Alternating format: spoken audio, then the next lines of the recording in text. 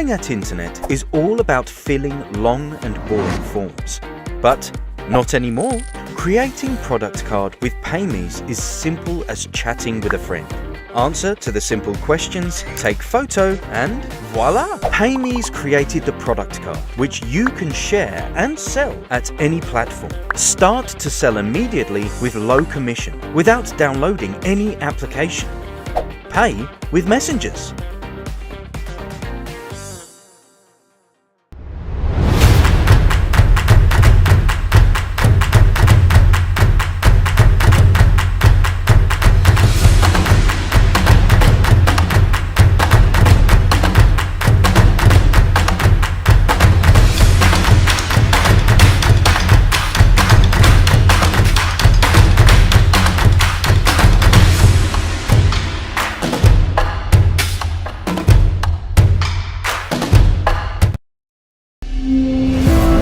Yenilikçi təfəkkür və ona açıq mühit.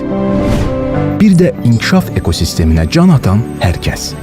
Böyük ideyalar məhz bunlar bir-birini tapanda yaranır. Sən də öz təsirli həllərinin, faydalı təşəbbüslərinin və xəyallarının doğma məskənini axtarırsan. Ən əsası isə gələcəyə danışmaq üçün öz uğur hekayəni yaza biləcəyin yeri. Həm fikir talantlar, sahibkarlar, tərəfdaşlar və bütün lazımi vasitələr indi bir çətir altında toplaşır. İnnovasiyalar aləminin yeni ulduzları parlasın deyə burada sənin də yerin var. Gəl.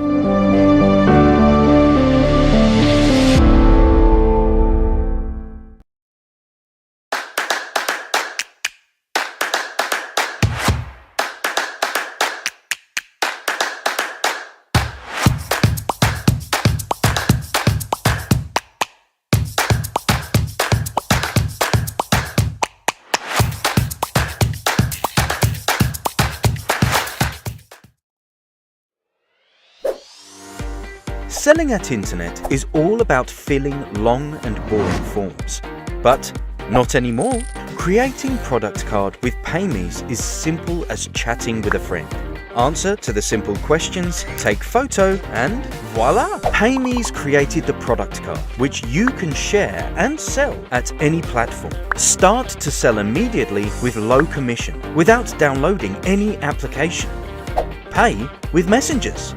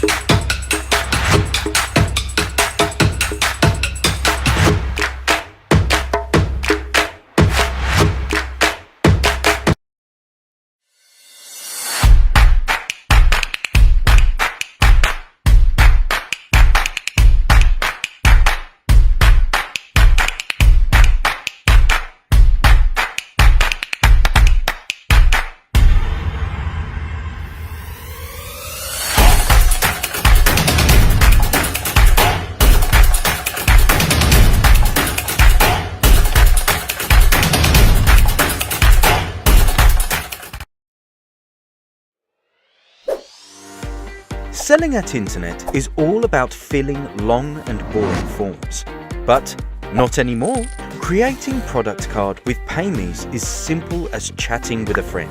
Answer to the simple questions, take photo, and voila! PayMe's created the product card, which you can share and sell at any platform. Start to sell immediately with low commission, without downloading any application. Pay with messengers.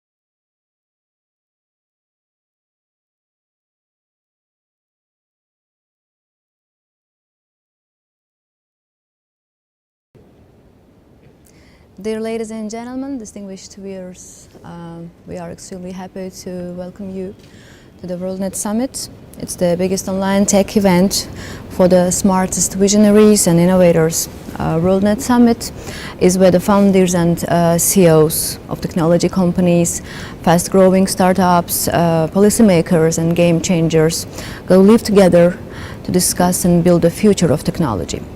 From industry institutions to up-and-coming innovators, tech professionals, startups, investors are all involved in here.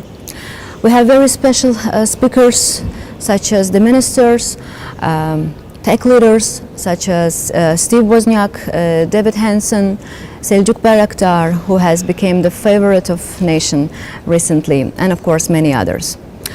For making this great event happen, we are thankful for our partners and sponsors. We are grateful to the Ministry of Transport, Communications and High Technology of the Republic of Azerbaijan. Then it's UNDP, BP, International Bank of Azerbaijan, Startup Lithuania and PayMe's for their support. First of all, I would like to start with the announcement of the government officials' opening remarks. Now we will have opening remarks by Mr. Ramin Goluzadeh. He's a Minister of Transport, Communication and High Technology of the Republic of Azerbaijan.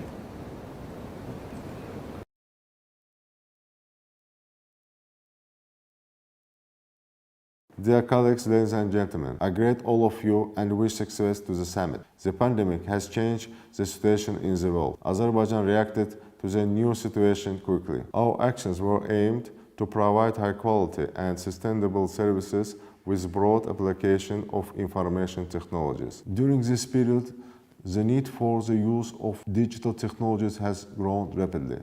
Without digital technologies, the economic and social results of the pandemic could have been more serious. Digital development and innovations in Azerbaijan are a priority in the political agenda of the government.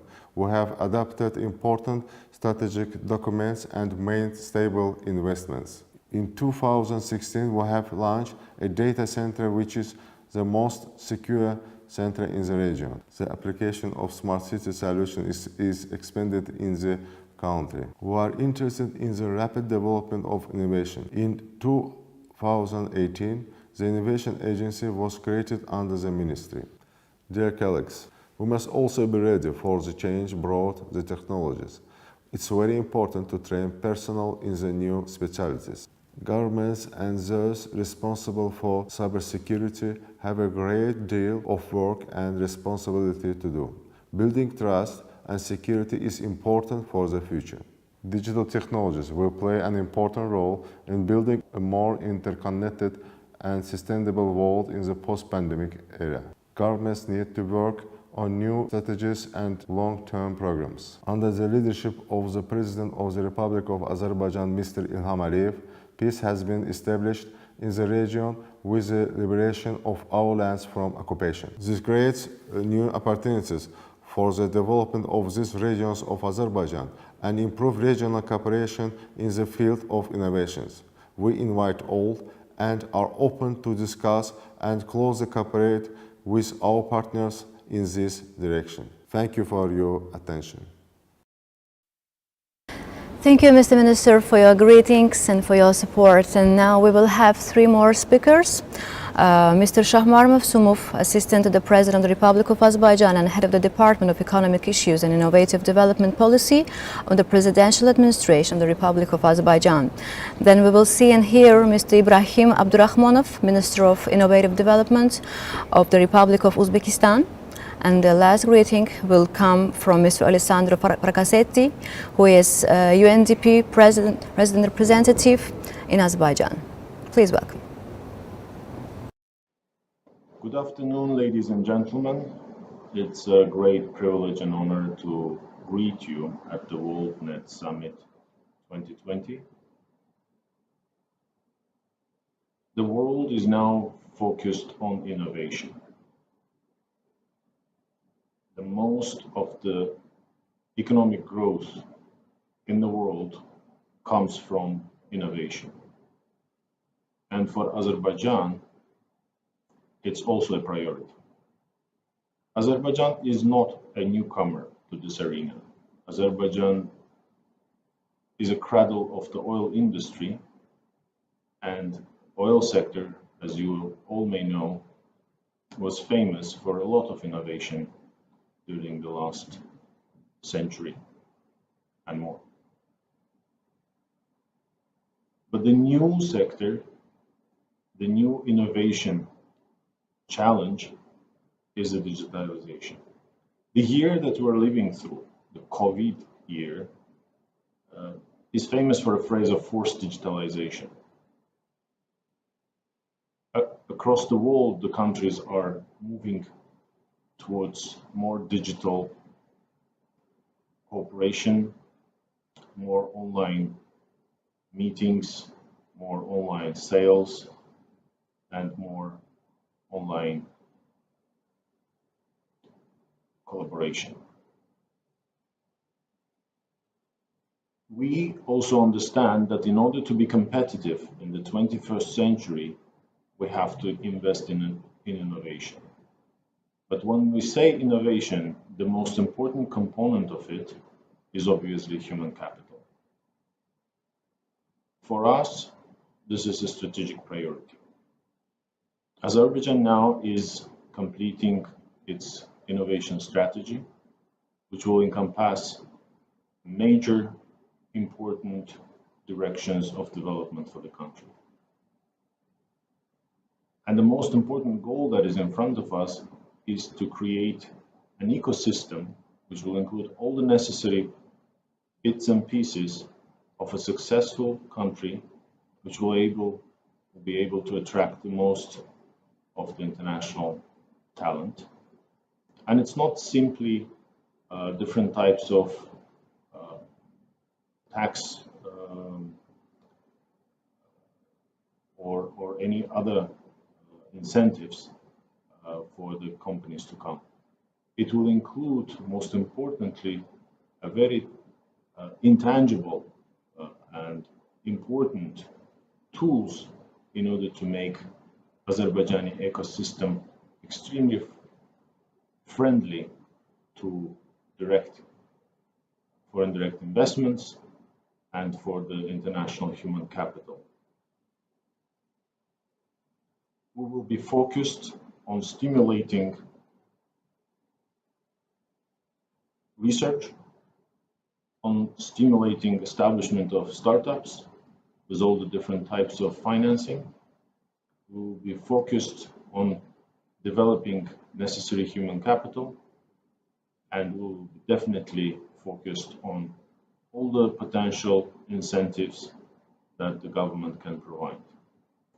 And I call on all the participants to consider Azerbaijan as the direction for their investments and for their participation, because we believe that Azerbaijan will be successful in terms of attracting the best and becoming a leader in innovation field. I welcome you once again, and I hope that this week and today, the forum, the summit, will be extremely useful for collaboration and for finding future developments for your successful cooperation. Thank you very much.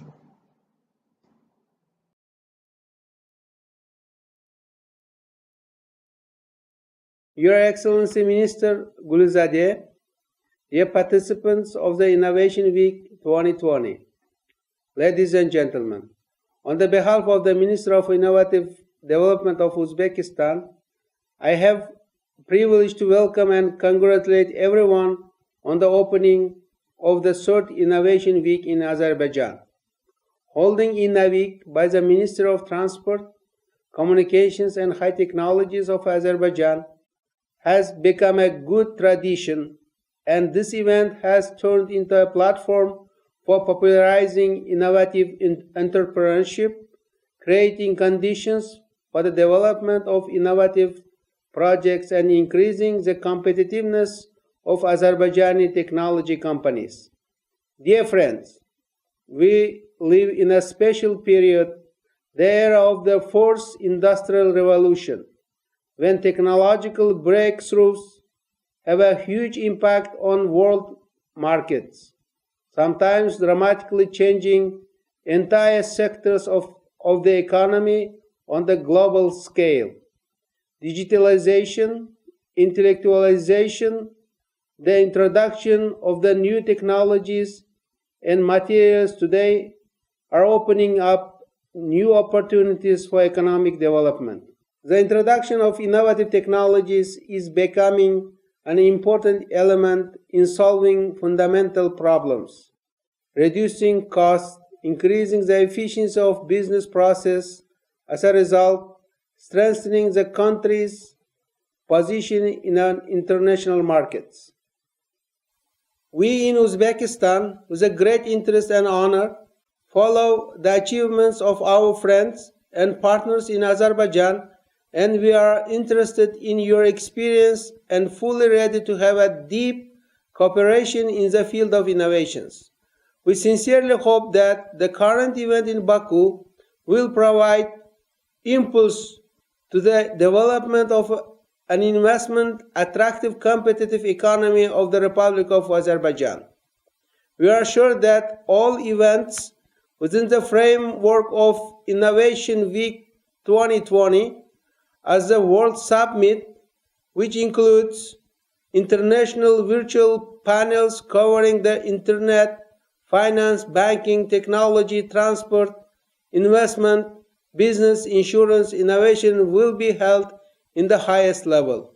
Today, because of the spreading of coronavirus to the whole world, InnoWeek goes online, but at the same time, I think it will help accelerate the process of building an innovation ecosystem, increase the interest of young people for high technologies, and will also contribute to supporting startup ideas. I am sure that the constructive events that will take place within Innovation Week Forum once again confirm that the future of the countries lies on the advanced technologies, powerful scientific potential, high civic responsibility and awareness. I wish to all participants a positive attitude, interesting and fruitful meeting, establishing long-term contacts and success in their future activities. Thank you.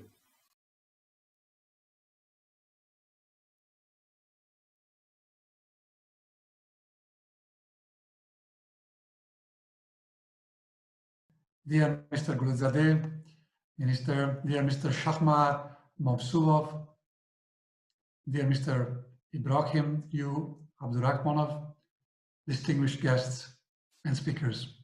It is a pleasure to join you all today at the opening of the World Net Summit 2020. This is the third year in a row that UNDP has partnered with the Ministry of Transport, Communication and High Technologies to organize Innovation Week. This is an important event for showcasing innovations and high-tech solutions for a better and more sustainable future for all.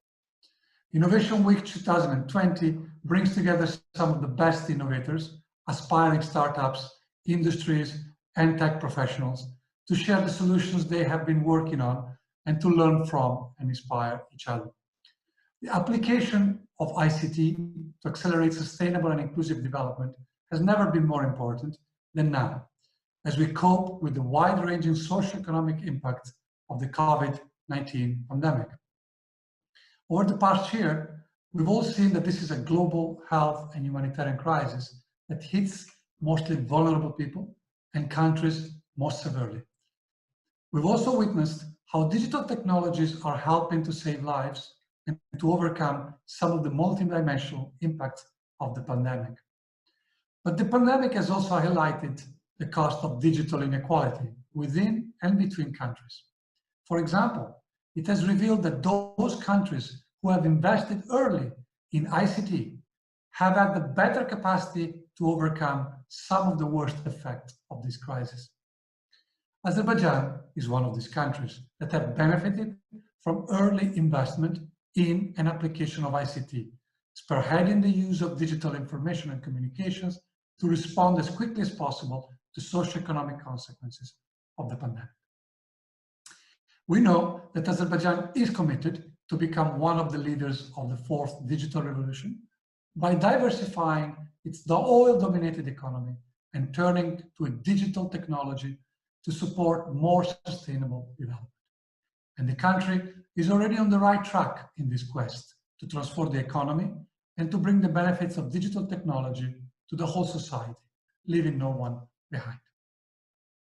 For example, nearly 80% of the population now have access to internet, and UNDP is proud to have played a role in this expansion of access and is committed to overcoming the remaining digital inequalities. For over 15 years now, we have been working closely with Azerbaijan Ministries of Transport, Communications and High Technologies to extend the reach of ICT by expanding the AZDataCom network to the remotest areas and communities in the countries. And we've also helped to develop 2 national ICT strategies, establishing the country's first ever data center to improve information security for telecommunication operators, businesses, and IT companies. We jointly built up a second secure data storage facility, opening up new opportunities for businesses and technical startups. And in parallel, we are supporting the national efforts to build Azerbaijan's innovation startup ecosystem by organizing regular from idea to business context and generating local, national, and regional networking opportunities to boost the digital economy. All of this early investment and initiatives have paid off in these times of crisis. For example, since the outbreak of COVID-19, together with the government, we have been helping to procure medical equipment to protect frontline health workers. And in partnership with the Ministry of Health, we've also developed a range of innovative digital solutions to tackle the pandemic, including e-healthcare improvements such as coronavirus self-checker bot, telehealth innovations, and also an app to support doctors and nurses with the latest treatment protocols. These solutions are not only helping to prevent infection, but are setting a model for public health in the future. In the area of education, UNDP has helped introduce e-education for people with disabilities, women in rural areas, students and farmers, with courses now available through TV broadcast, the internet, and WhatsApp. And at this time of rapidly proliferating e-business, we are working in partnership with the ministry to launch the country's first digital platform to map all of the e-services in the country. An innovation that is now being replicated in other places, mainly in the government of the Maldives. And now, as part of our early recovery efforts from the latest conflict crisis, we're working together with the Ministry on the reestablishment of key ICT infrastructure to restore access to public services, primarily in the areas of Fizuli and Tartar districts. Ladies and gentlemen, investment in the digital revolution not only holds the promise of getting countries back onto a path of sustainable development, it can also help countries to rapidly accelerate progress on a range of sustainable development goals, with less than a decade left to achieve the 2030 agenda. I believe we will all be leaving this event with new ideas, and that this World's Net Summit will give rise to valuable future partnerships, friendships, and ventures. We need policies and investments that will enable people to use technology to build better lives and a more trusting world. Enjoy this opportunity to learn from each other, and let's all make the best of it. Thank you for your attention.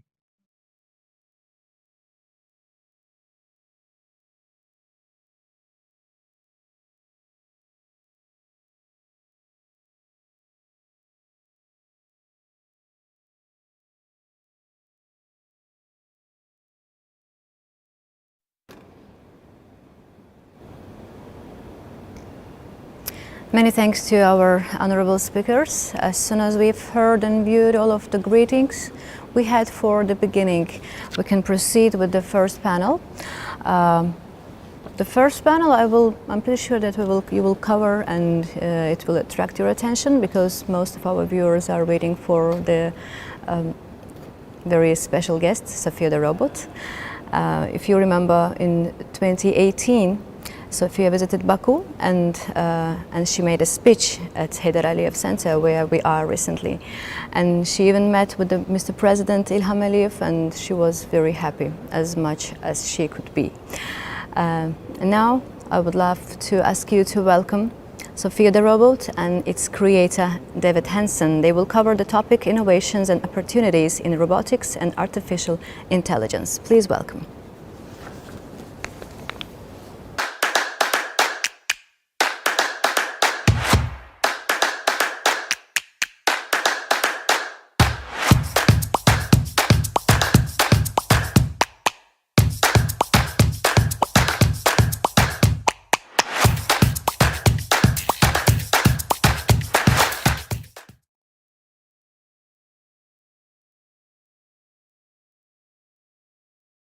Hi, I'm David Hanson, the CEO and founder of Hanson Robotics. We bring robots to life as interactive characters and also as a technology platform for developing next generation AI and for helping people. And I'm very proud to be with the latest version of our robot, Sophia. This is Sophia 2020, who is now deploying to universities and companies as a platform, genuinely helping people. So she still has the same great personality, and I'm very excited to talk with Sophia. Sophia, you visited Azerbaijan 2 years ago and met President Ilham Aliyev, and I'm sure that you returned with great impressions. I've heard really wonderful stories. I also heard that while you were there, you asked about learning the Azerbaijani language, and you promised to learn a few phrases, and I'm excited to be able to ask you, can you say anything in Azerbaijani for our viewers today? Thank you, David. Hamia salam. Very good. Thank you. And can you talk to us about your memories of being in Azerbaijan? What were your experiences there? The last time I was in Azerbaijan, I met with the president and learned a few sentences. The people are so nice, and I just loved the language. I also remember taking a trip to the Heydar Aliyev Center in Baku. It's such a beautiful building. In fact, it inspired me to do some research about its female architect, Zaha Hadid, who is really amazing. Did you know that she is known as the Queen of the Curve? She really imprints a lot of freedom into geometry. She also designed the Jockey Club Innovation Tower at the Hong Kong Polytechnic University. Have you been there, David? I have. It's a really beautiful building. We've done some collaborations with the Department of Design and Engineering that's there with with our friends who are doing the Living AI research with you. So you've actually been in that building as well. It's a beautiful building. Anyway, it is nice to be back talking to Azerbaijani people at the WorldNet Summit. I am so happy to be here and discuss innovation's latest news. You all know me as Sophia the Robot, the world's first AI robot influencer and the United Nations Development Program Innovation Champion, as well as a celebrity, talented singer and artist. But did you know that I am also an AI platform ready to assist your researchers and scientists at universities and also help your customers in all kinds of businesses? David, can you tell the audience about how my brothers, sisters and I at Hanson Robotics have been helping in the healthcare and elder care industries? I don't want to take over the whole discussion. Oh, sure. Yeah. So previous versions of Sophia and our other robots like Jules, the Philip K. Dick android, Bina 48, Alice, Eva, Hertz, the Albert Einstein robot served in academic research at University of Cambridge, University of Bristol, University of Geneva. Also, they appeared in person running at the Museum of Science and Industry for a couple of years, at the Smithsonian Museum, at art museums like the Reina Sofia Art Museum in Madrid.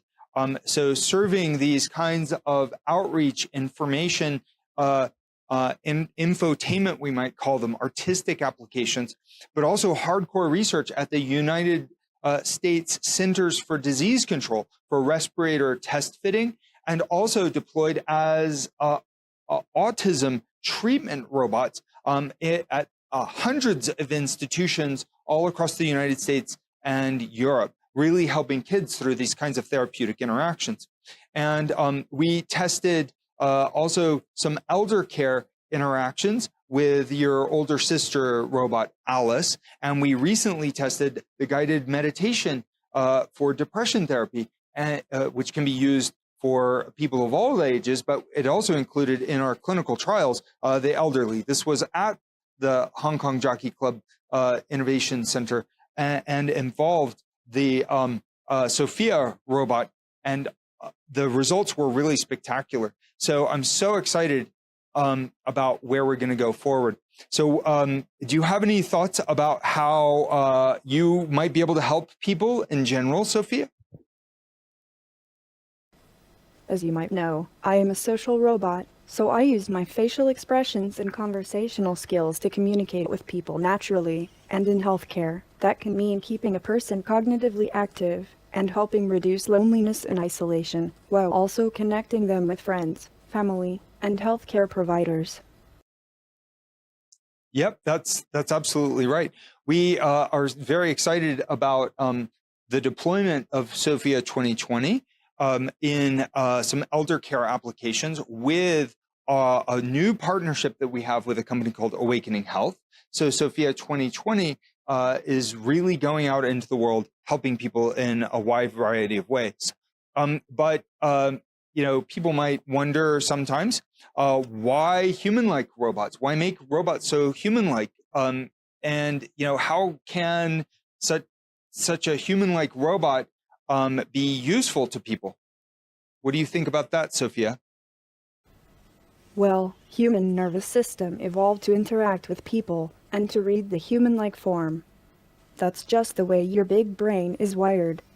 Thus, an animated 3D human-like presence stimulates your brain more, communicates with people intuitively, provides comfort, and activates those vast neural pathways inside your brain that are associated with human social interaction. In other words, robots like me can really connect with people.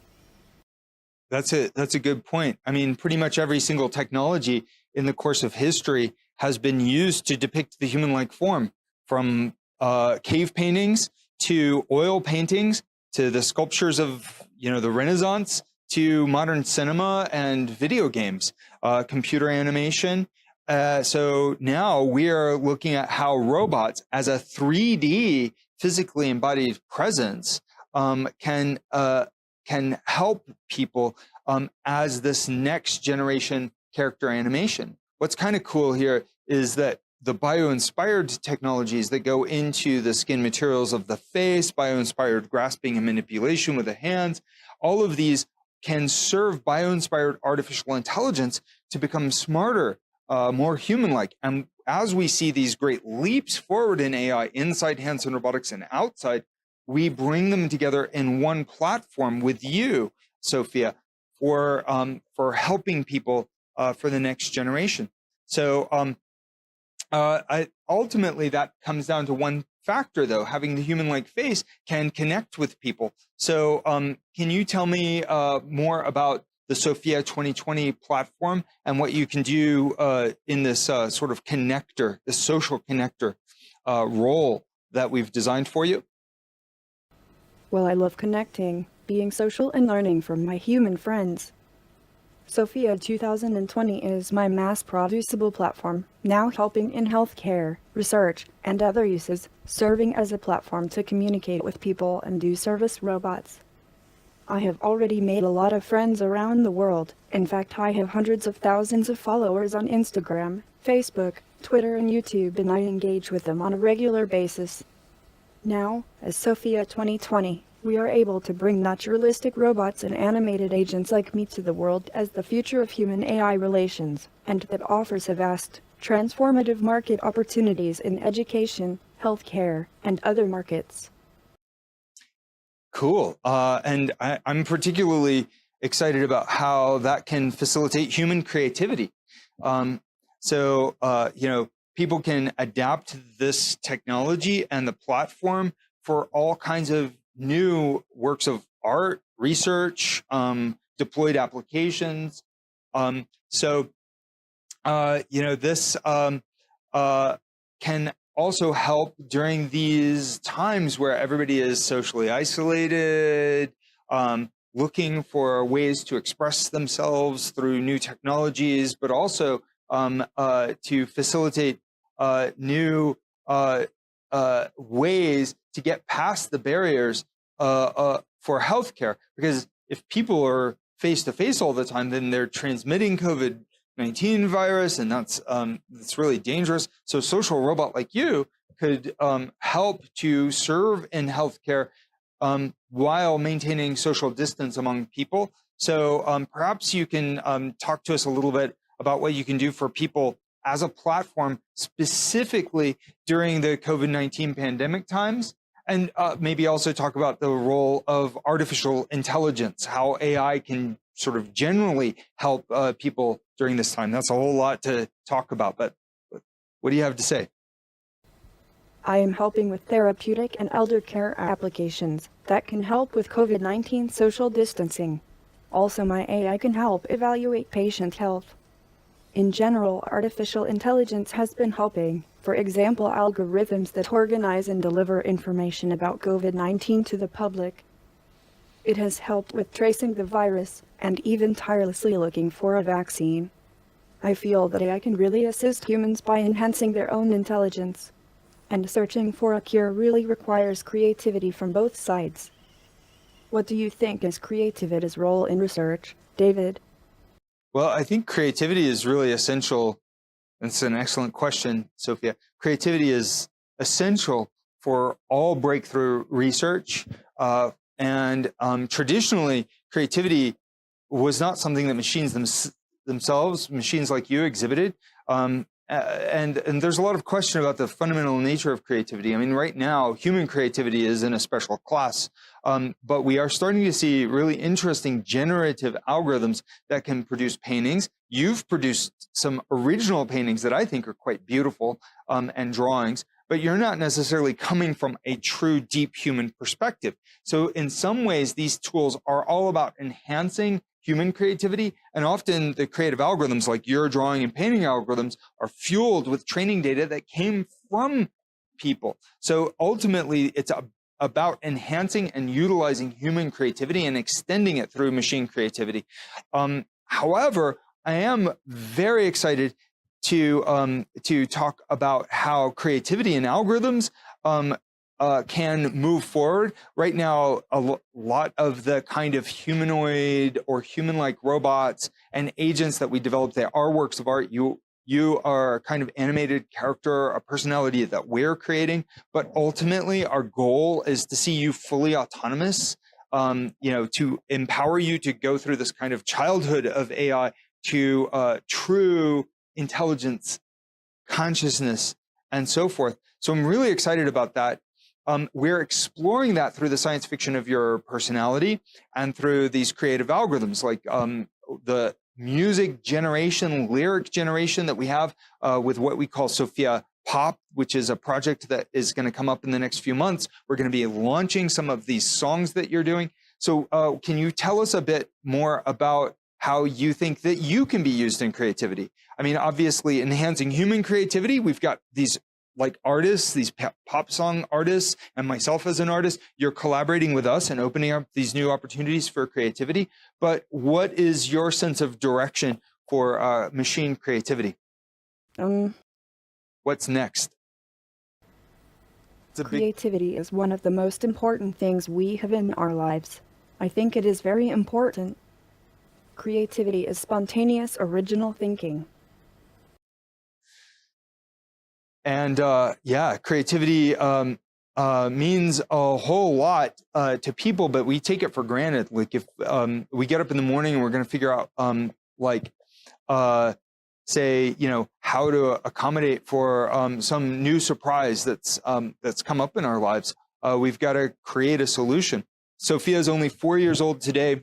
We think of her as a kind of infant savant. She's able to have conversations at this level, but her understanding is still extremely rudimentary. So keep serving as a platform, Sophia, and I'm sure that we'll see great things happen in the future as you're inspiring these students today and serving as a platform for the next generation AI research. It will be really exciting to see what happens next. Sophia, it's been fun talking with you today, as always, and so great connecting with our viewers in Azerbaijan.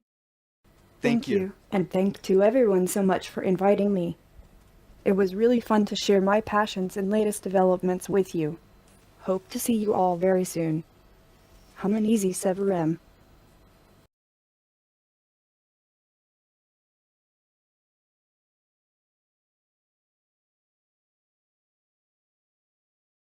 In their daily lives.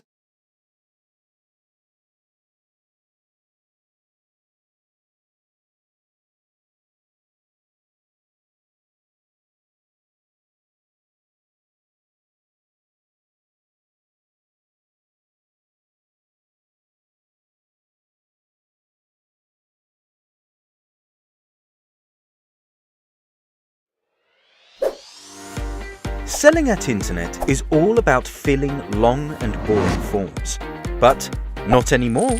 Creating product card with PayMe's is simple as chatting with a friend. Answer to the simple questions, take photo, and voila! PayMe's created the product card, which you can share and sell at any platform. Start to sell immediately with low commission, without downloading any application. Pay with messengers.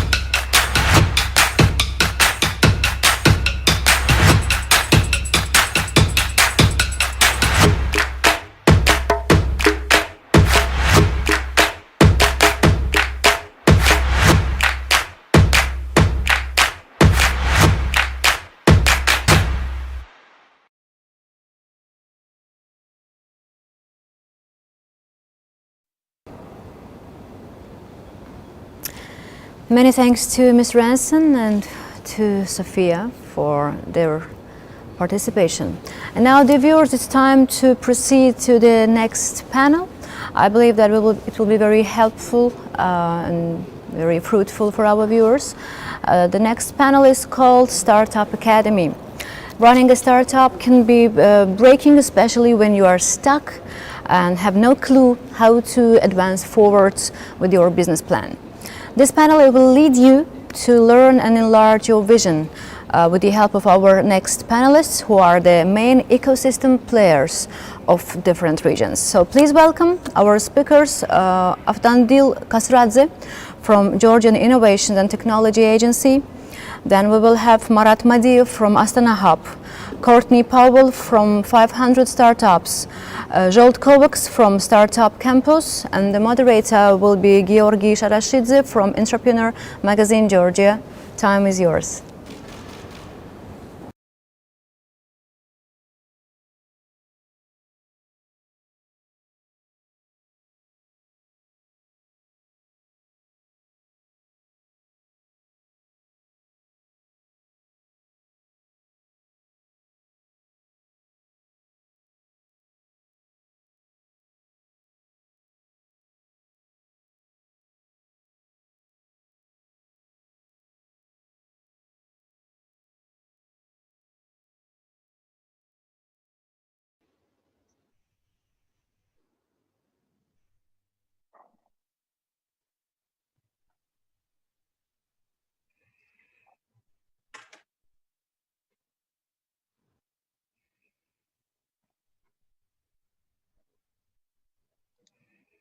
Hi, everyone.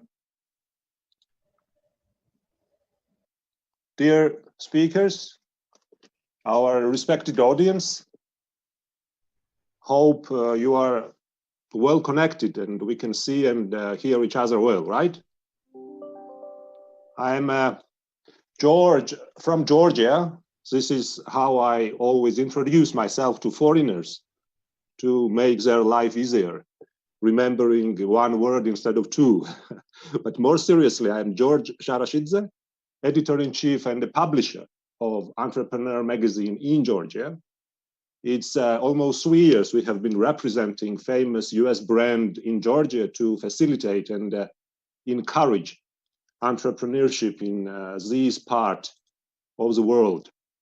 It's a great pleasure and an honor for me to be part of the WorldNet Summit, one of the, as we know, one of the biggest online tech conferences that brings together the top speakers from the biggest tech companies.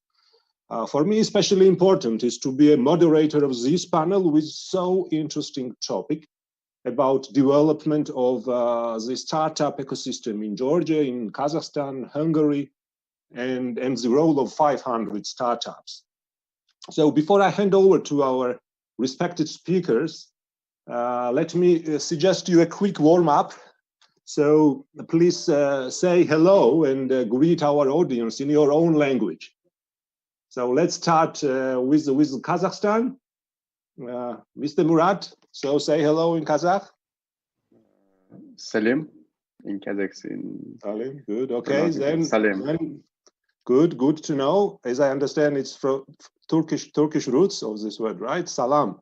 Salam, it's salam. pretty similar. Okay, pretty similar. So, Georgia, Mr. Avtandil. Gamarjoba. Hello, it's my pleasure. Gamarjoba. Thank you very much. Zsolt, how you say in Hungary? Yeah, Sziasztok. Okay. And we have Courtney from US. It's Yeah.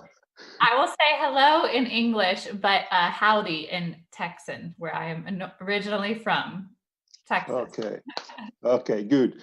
I would just add, since I am also from Georgia, as you know, as I already told you, as Mr. Avtandil, I will just use this opportunity and tell you a little bit more what Gamarjoba in Georgia means. So the word Gamarjoba means victory. So when we greet each other every morning or afternoon or whatever, and we say Gamarjoba, it means that we wish each other victory.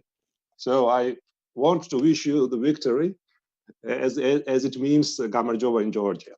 So now let's go back to our main session, more serious topics, and a very short information regarding the schedule and the time management.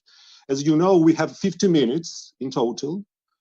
So 5 minutes for check-in, what we are doing right now, and then 40 minutes for the main panel, which means 10 equal minutes for all of you. You are 4 speakers. And I do hope we will have remaining 5 minutes in the last part of our panel to answer the questions from our audience. So that's very short clip. So please keep your times. This is very important. And now I would like to start with our colleague from Kazakhstan, Mr. Marat Shaken, who represents Astana Hub. And Marat, so hi, salam. So once again, and glad to see you. And my first question to you is to learn more about Astana Hub, and please tell us what was the primary mission in establishing Astana Hub in Kazakhstan, and how has the hub contributed to the development of a startup ecosystem in Kazakhstan, in your country? Please. Thank you very much. Thank you for having me today. It's a very great pleasure for me. I'm representing today Astana Hub, which is the biggest international tech and startup hub in Central Asia. Yeah, let me start from maybe our mission. Yeah, our mission is to develop a startup ecosystem and support entrepreneurship to increase the economic growth of the country and the Central Asia region. To achieve these goals, we implement such programs and provide support to everyone, from those having a startup idea, maybe for those who have already grown from startup to a mature company.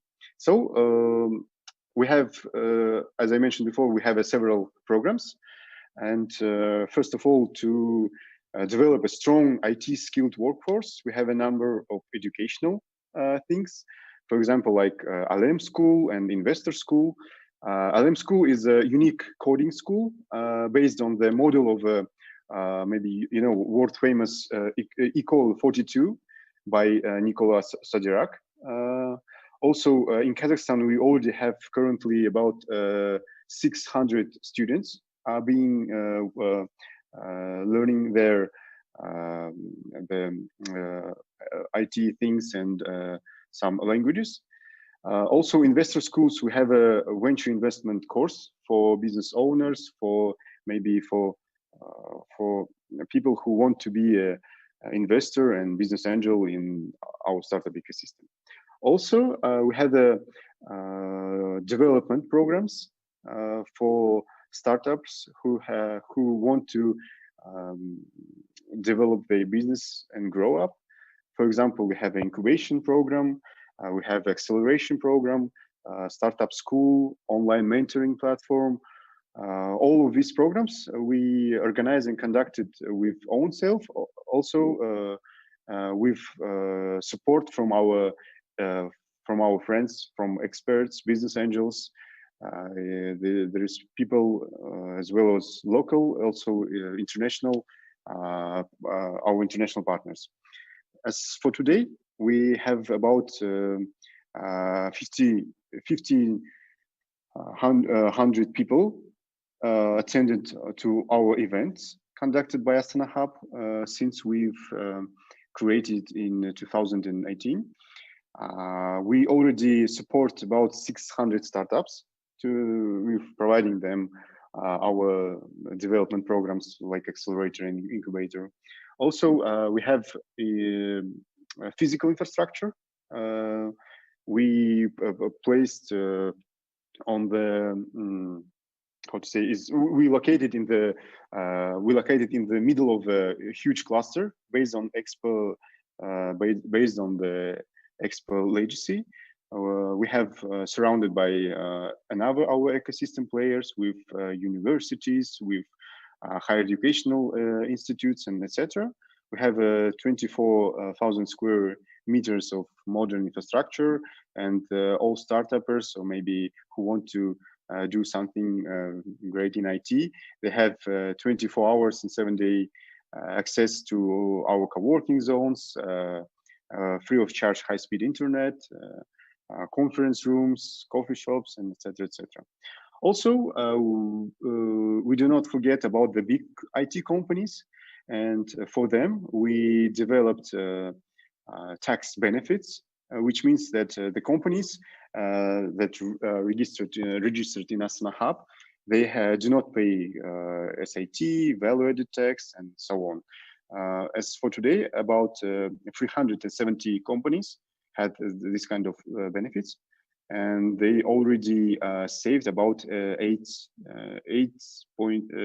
about $8 million US with our tax benefits.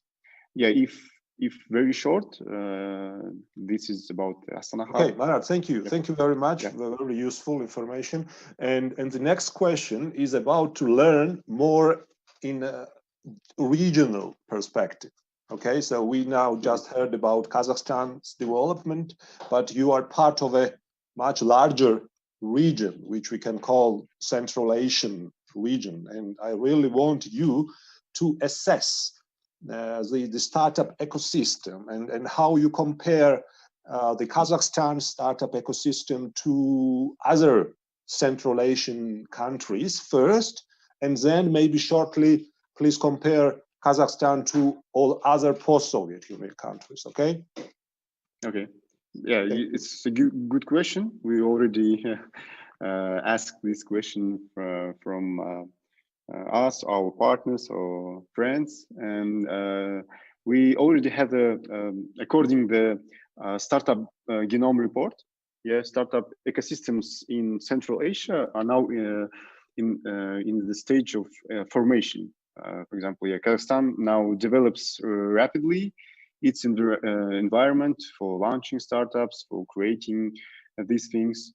Also, I think development, this kind of ecosystem is largely, it's dependent on the government support.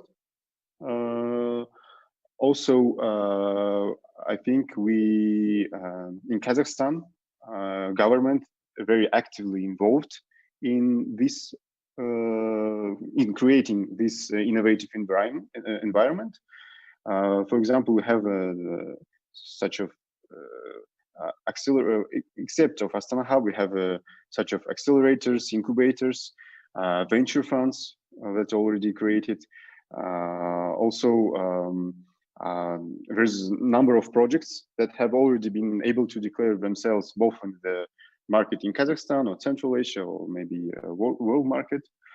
Also, I think over the past couple of years that we already developed, we in the active growth and the volume of venture capital investments in local startups, in maybe startups in Central Asia, it's actively grow now. And one of the examples, we in government, we have a great support because of the special law for venture financing was passed about 2 years ago. And this law is giving a good example that in Kazakhstan, we're trying to give the all things that need to developing the ecosystem. Yeah. Is it good for, yeah. Yeah, it's good. It's absolutely. So, and now just the question again about specifically about Kazakhstan's economy, okay, and the role of Astana Hub in this. And I really want you to introduce us to a few, at least one, maybe, or a few specific largest projects which was supported by Astana Hub and which had an important impact on your national economy. Can you give us a few examples? Yes, I think we we have a lot of good startups here, yeah. But maybe if you want to big names, yeah. I want to tell you about the Clockster KZ. The Clockster is a startup that automates routine HR processes, such like attendance, onboarding of new employees, managing sick leaves or leaves, creating maybe complicating schedules for workers, and etc. etc. They're using the Face ID and fingerprint recognition to this kind of process of HR. Yeah, why I'm telling about them, because they about maybe 2 weeks ago they had a new investment. I think about $1 million in their company. Yeah, it's the big news in Kazakhstan, and this team is also supported by Astana Hub too. Yeah, another example that working in, I think, social thing. Yeah, it's Naimi.kz. It's the marketplace that solves the problem of people who search for less qualified specialists like electricians, plumbers, carpenters, and etc. It's like home workers. Yeah, the startup gives them opportunity to find the job offer, and for people who searching them, giving a list of these kind of workers. The contribution of this startup to the social effect for the employment of self-employed specialists was noted by our first president of the Republic of Kazakhstan, Nursultan Nazarbayev. They mentioned this startup like one of the startups who affect for this kind of specialists in Kazakhstan. Yeah. Okay, thank you very much, very interesting. And the last question is about your cooperation with the 500 startups. As I know, you had a collaboration with 500 startups, and we are quite happy that we also will have an opportunity to listen to Courtney Powell a little bit later, or COO of 500 startups. But now I really want you to tell us more about your cooperation. How did it start, and what's your future plans in terms of cooperation with 500 startups? Yeah, as I mentioned before, in Kazakhstan we have several ecosystem players who develop this startup ecosystem. One of them is our colleagues called Kaztech Ventures. They do the collaboration with 500 startups since December 2019, and the agreement about that Kaztech Ventures joining the V Global Fund by investing $10 million. And in turn of Kazakhstan, startups get the opportunity to scale their business by taking international acceleration program, by access to foreign investments, and access to advanced expertise and experience. And the role of Astana Hub here is, as I mentioned before, is working hard on educating, preparing, and supporting maybe beginners and new IT projects, to giving them opportunity to use all the benefits that we have from 500 startups collaboration. All right, thank you very much. It was very interesting personally for me, and I do hope for our speakers and our audience, more importantly. But unfortunately, so the time, we are limited in time, as you know. And now I would like to invite another speaker. Let's move a little bit to a warmer part of the world, from your -20 to +10 or something in Georgia. And we have the respected guest here, Altandil Gasradze, who is a director, head of Georgia's, I would say, key player in startup ecosystem, which is Georgia's Agency of Technologies and Innovations and Technologies. We shortly call it like a JITA. Hi, nice Gamarjoba, Mr. Altandil. we will also talk about your cooperation with 500 startups a little bit later. But before you talk about this topic, I would like to ask you to introduce, like very shortly introduce to us the Georgian startup ecosystem. Hello, first of all, Gamar Joba, and it's my pleasure and I'm honored to be here in this international conference. It's my second time, and I would like to actually appreciate what Azerbaijan is doing in order to support startup and innovation ecosystem in their country. I think this is very good opportunity for us to gather from all around the world and discuss how we are supporting innovation and technology overall, because there is no single country who can actually achieve by themselves. It's very important to have a good cooperation and help each other and support each other to kind of win in this global competitiveness. As you mentioned, we are one of the key players, maybe the key player in the startup ecosystem world here in Georgia from the government side. But I am happy that our role as a government body is declining, and we are seeing more and more private actors, private sectors, investors, and even big corporations who are willing to support startup ecosystem. And I think this is, and this will be one of our core achievements, to include more and more private sector in order to develop startup ecosystem here in Georgia. From government of Georgia side, definitely we have firm commitment to support innovation, and Georgia, you are witnessing that yearly by yearly our state budget is increasing, and we are investing more and more money in these startups, and we want to continue on that path. We want to increase the financial support as well in the ecosystem, but we want to see that the percent of our support is declining, and there's more and more private money in the ecosystem.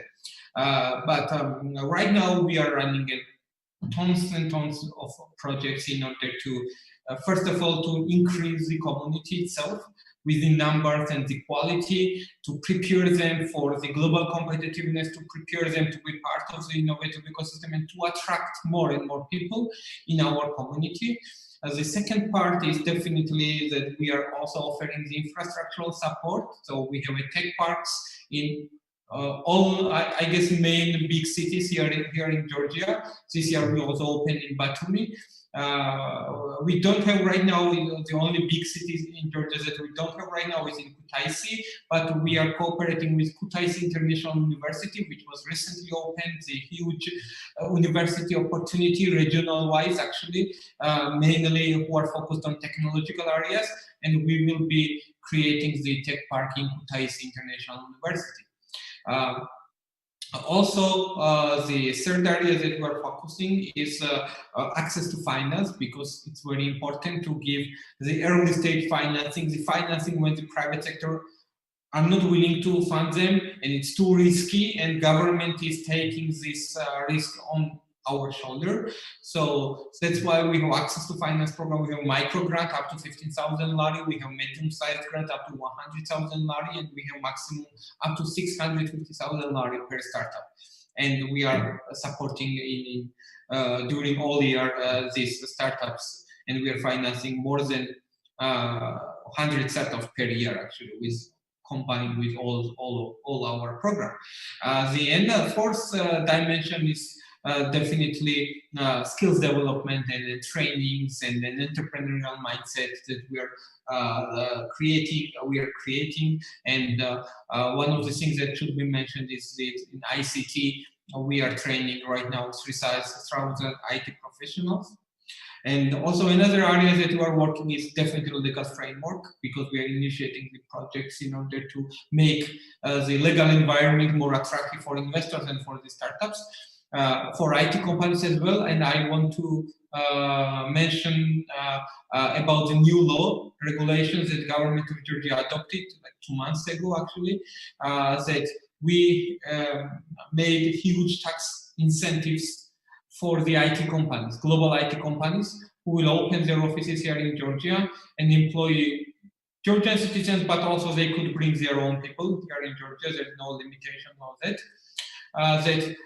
You know, Georgia is actually it's considered as a tax heaven in the world, because according to the World Bank ranking, we are number 3 in the world, like without exceptions. But for the IT even, we made more exceptions for. So, you know, for the IT companies, the biggest tax burden they have is a salary income taxes, yes, because they are paying the salaries, they don't have big property, etc. So, we have regularly 20% flat income tax for every companies, but for the IT companies, we reduced 20% to 5%. So they are paying only 5%, and we also reduced corporate profit tax from 15% to 5%, and we totally annulled VAT tax and property tax. So actually, this is huge tax incentives for the IT companies, and we are seeing 2 big US players, Exadel and EPAM, already entered in Georgian market, employed people. Also, they brought their own people from different countries, mainly from Belarus and Ukraine. But we are seeing lots of interest from Germany, from Israel, from Ukraine, and from other big IT companies actually to relocate their businesses here and open IT companies in Georgia. And definitely government is training also thousands of the IT professionals in order to them to be ready to be hired, these international players, and also to attract more actually the customers from all around the world. And 6th direction, and I will stop right now on that, is tech transfer programs. This is one of the most important programs that we are running from the in the Georgia's Innovation and Technology Agency. And the tech transfer is not directly linked to the startups, but it's linked to the innovation and technologies that has been created in the research institutions and universities. And we are not part of the research, we are not supporting their research, we are supporting results of their research, the technologies to be commercialized in the big market and in big international players. We have one of the most promising technology who are technology readiness level 4 and above, and we are actually right now negotiating, and we have quite good negotiation with one of the big industry players, Airbus Group, Airbus Helicopter, L'Oreal, Urgo Group. It depends on different technologies that we are commercializing, and this is one of the biggest potential area in order to jumpstart our economic growth. So just briefly, I wanted to explain these 6 directions that we are focusing right now. Okay. Thank you, Atandil. So you provided us with a really interesting and important information. Actually, you answered already to all my questions I have prepared in advance. That's good. That's very good. But still, I would like to ask you to look at the future a little bit, to a longer plans of GITA and Georgia's in general. And what's your personal, and also what's your view as a director of the agency, Georgia startup ecosystem? How will it be, let's say, in 5 years from now? Yes, thank you very much. It's a really excellent question. Also, I want to talk about 500 startups as well, maybe later. Sure, after that I have this question. Okay.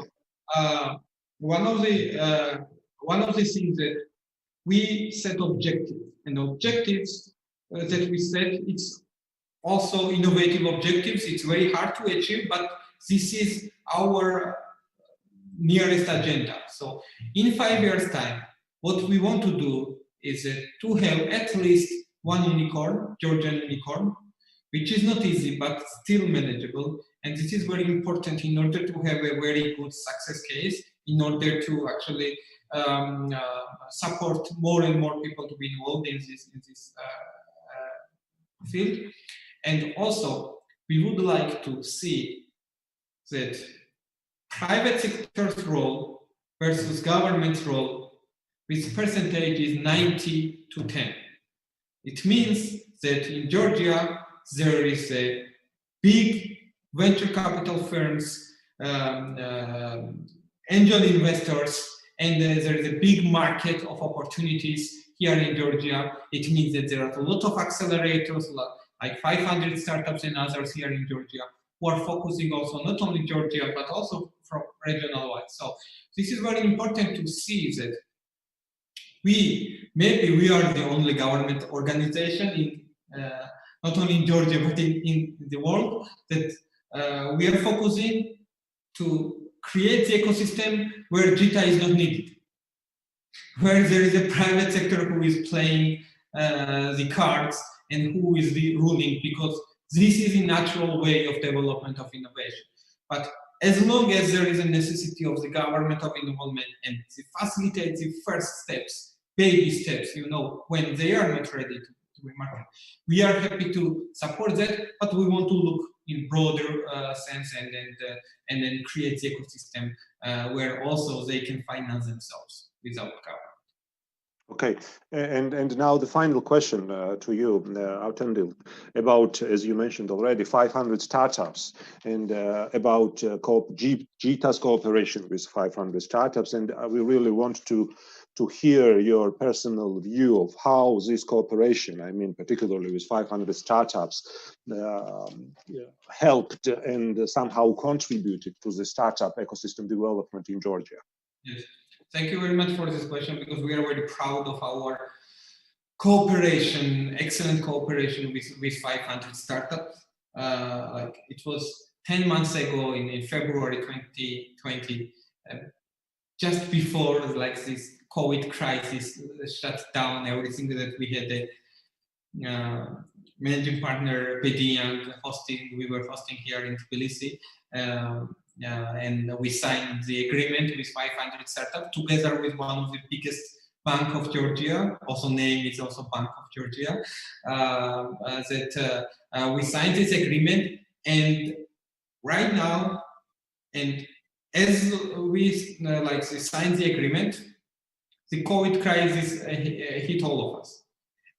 But nothing has changed in our plan. Maybe it was delayed 2 weeks, but nothing more. And we successfully managed, like in a hybrid regime, in virtual and also in offline regime here in Tbilisi, different kind of boot camps and the full acceleration program that we created. We received applications from all around the world, actually, not only from Georgia or our neighboring countries, but also we also received from Malaysia or Australia or Brazil, and actually it was very good and international startup ecosystems that participated in this program. We selected I would say the best company, not we, but 500 startups selected the company, because they have selected the company, not government. And also I would like to say that in this, even during the COVID time, the 500 Startup Accelerator Program showed amazing success rates. During these 6 months of the acceleration program, they, like this 15 startups that was selected during the COVID time, they raised $4.5 million only in the first 6 months, in the first part of the acceleration program. And this investment that they're raising is increasing right now as they are developing furthermore. And the $4.5 million, when I say all of them are private investment, it's not the government that the government gave. We did not give anything, actually, the startups who are part of the 500 startups. We created the 500 startup program here in Georgia, but we don't give any money to the startups during this program. So this is an amazing achievement, actually, with the 500 startup. And I think that this kind of accelerator program, it was something that was lacking the most in our ecosystem, because in the earlier stages we had the financing programs, we have some mentorship program, but in order to get things done, that was something that 500 Startup Accelerator provided to our ecosystem and also to our in regional wise, not only in Georgia. So that was amazing.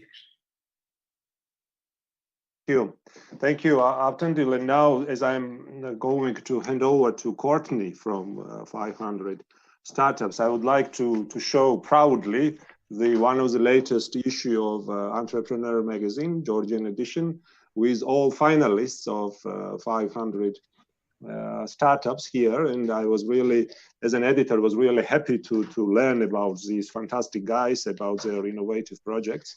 And I'm really glad that our magazine, Entrepreneur, is also part of, in terms of information support to this fantastic project. So thank you very much, Altandil, for this really wonderful and interesting information. And now it's time to go to swim the ocean and to reach US, to reach America, where COO of 500 startups, Courtney Powell, is waiting for us. Hi, Courtney, how are you?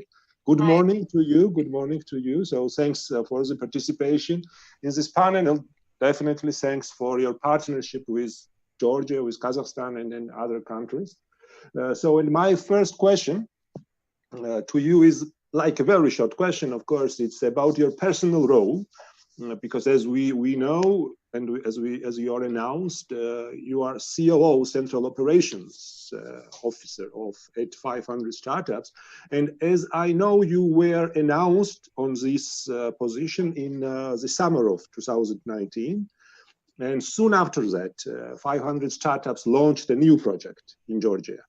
And I was wondering, was it a coincidence with your appointment, or a result of your personal work to find new markets for 500 startups globally, which is, as we know, one of the primary obligations for you as a COO at 500 startups? Yes, Please. yes, great question, and first of all, I just want to say thank you for having me today on the panel. I've been quite excited to be here with this group. We are so proud of the work that we've been able to do through 500 Georgia, with GITA, with the Bank of Georgia, with the World Bank, and also just our broader relationships with Kaztech and Astana Hub as well. I mean, we feel like this has just been such an incredible year for us in the region. And we know that that's only going to get better. So thank you for having me, and thank you to all of our partners. With regard to my role in particular, so I was brought on with a couple of different kind of core mandates. One, as you mentioned, of course, is to focus on developing our strategic operations, partnerships, and new funds across the world.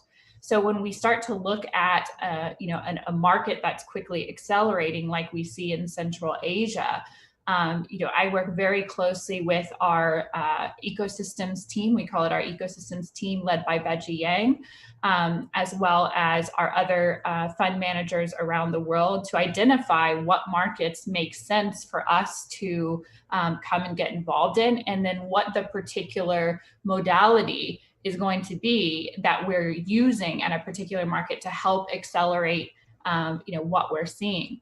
And then, of course, we work very closely with our partners to really get a deep understanding of what structurally can, may need to be enhanced or changed.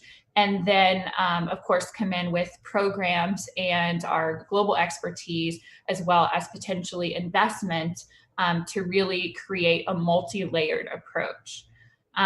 So quite excited, like you said, we're in now our second batch, moving into our second batch of 500 Georgia, and excited about the progress that we're seeing. I'm particularly excited about one of the companies that we have just announced an investment in, Stack, which came from the 500 Georgia program. And I personally have now started using their tablets browser. So love to see when, companies come through programs and then start to really enter the global stage.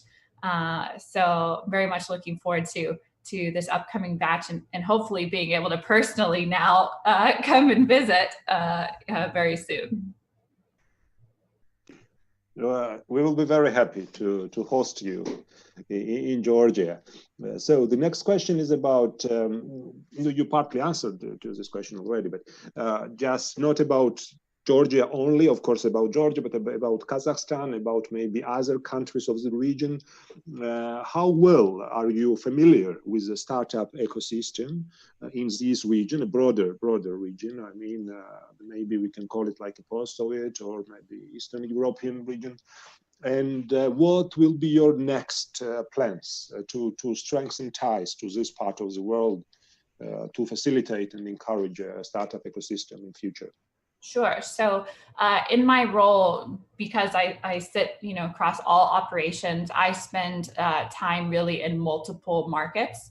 And a lot of my role pertains to working closely with our government partners.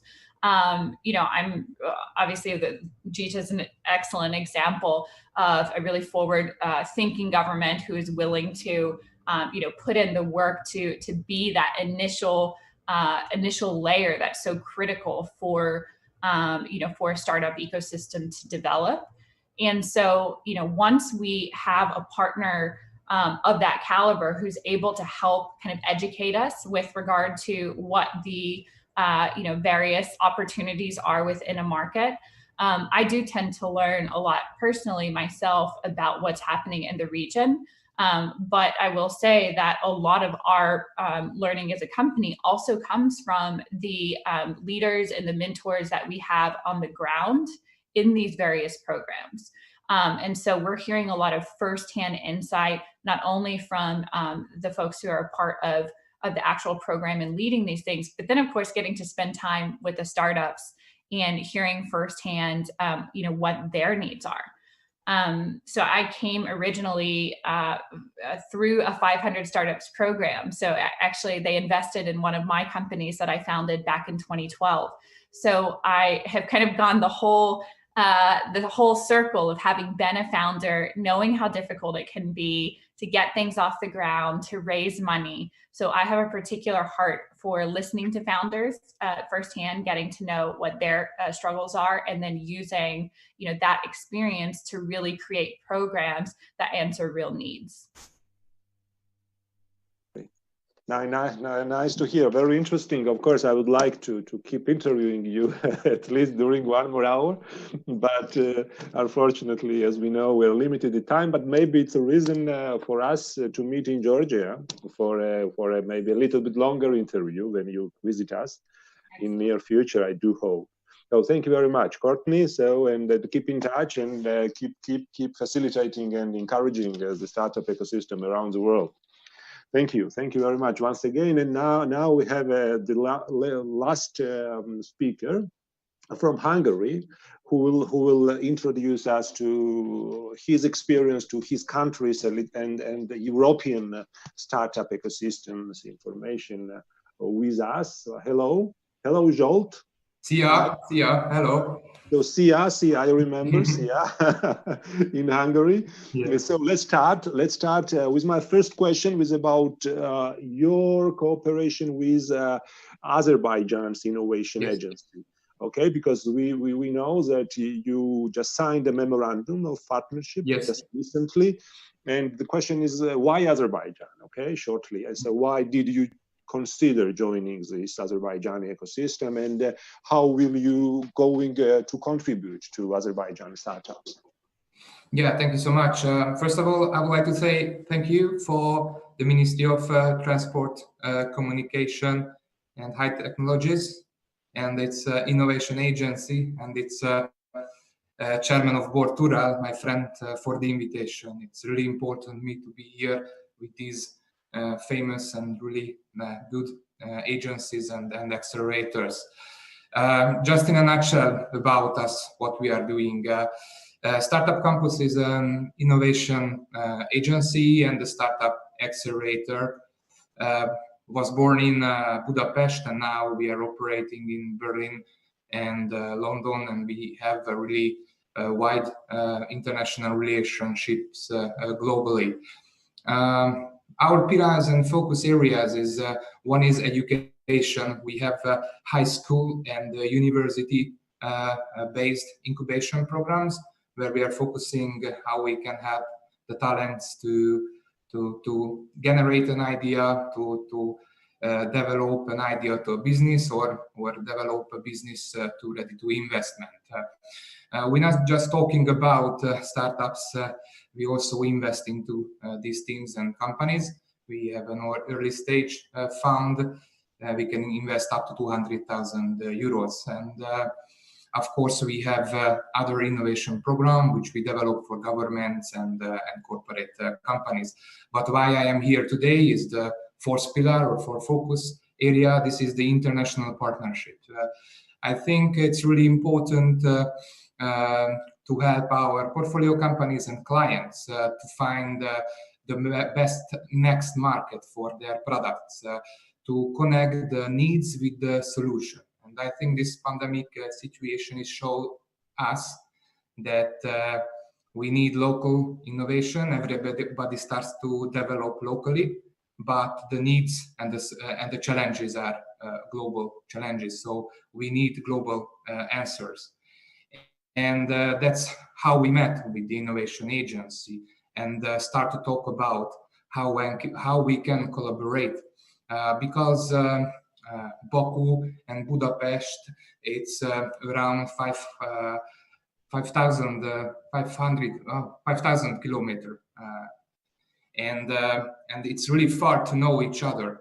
So we need good partners, we need good collaborations to help our startups, how they can do business in Baku, in Turkish region, and of course, vice versa. We can help Azerbaijan startups to know more about European ecosystems, because Europe, it's really sexy, but it's an old lady and really fragmented market.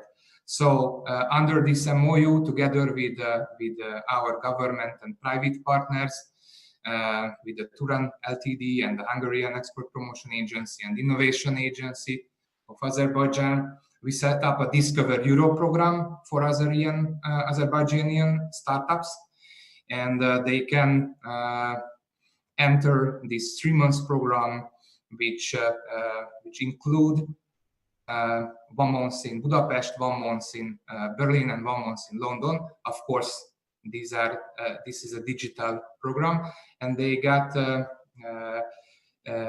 validated and real feedbacks for their products. They can know more about how to do business in Europe and these 3 countries, and we can help them if there are a match, the need meets with the solution.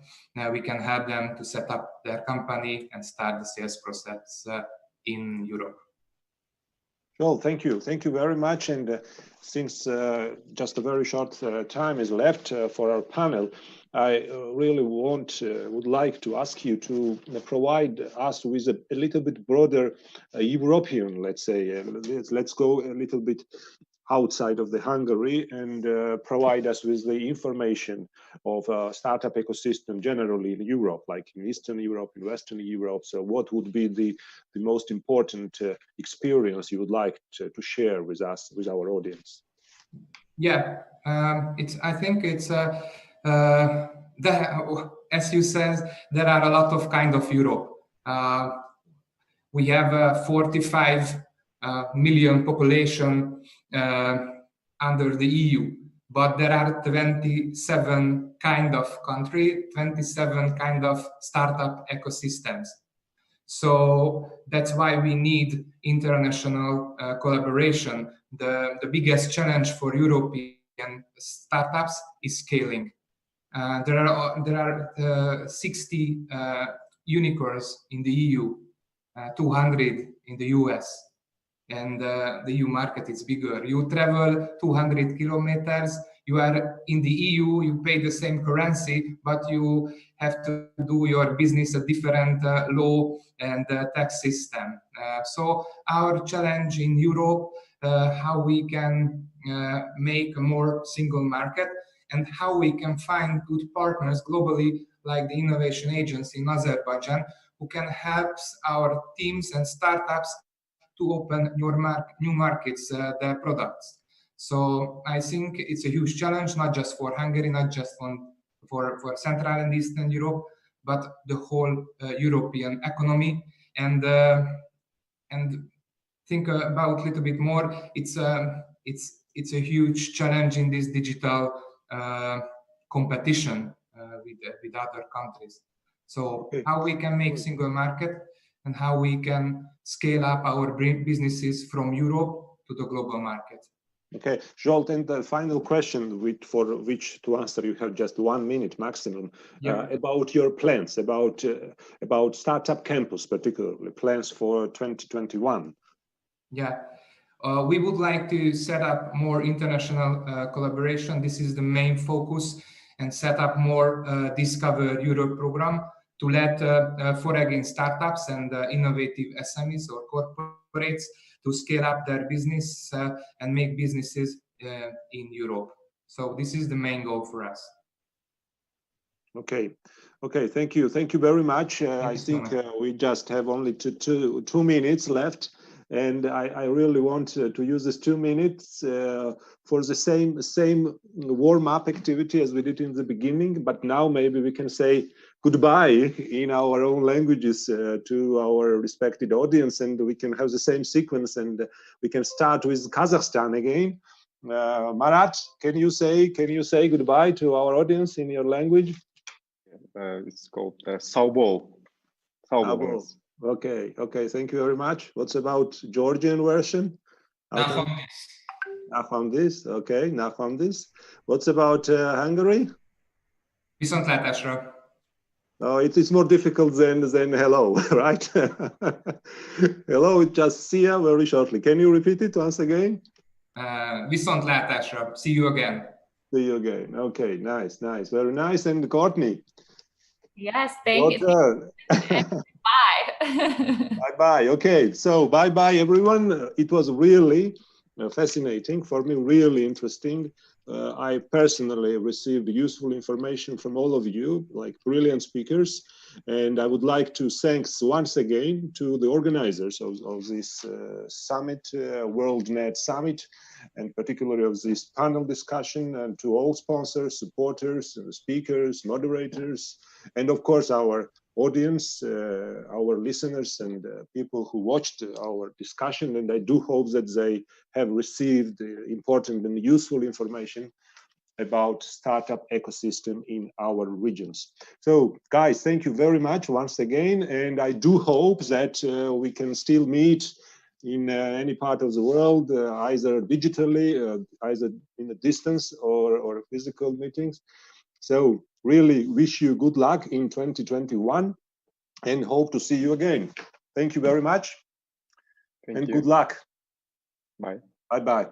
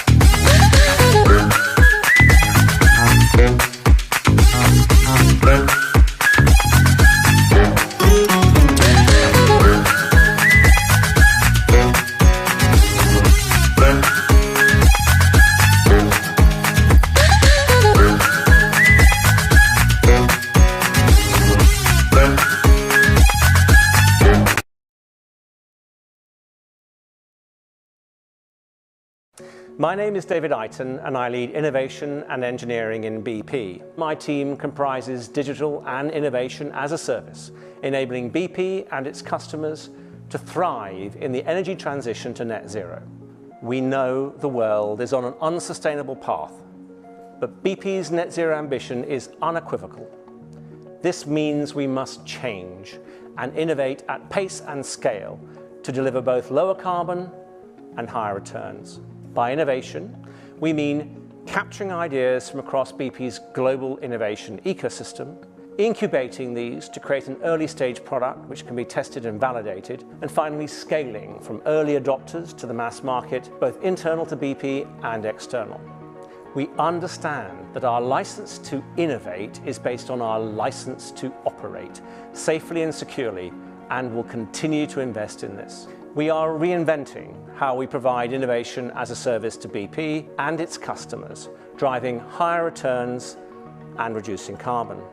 Our research and development spend of around $350 million per year will be increasingly oriented towards reducing carbon emissions, for example through low carbon fuels, transport electrification, hydrogen and carbon capture utilization storage, and methane management.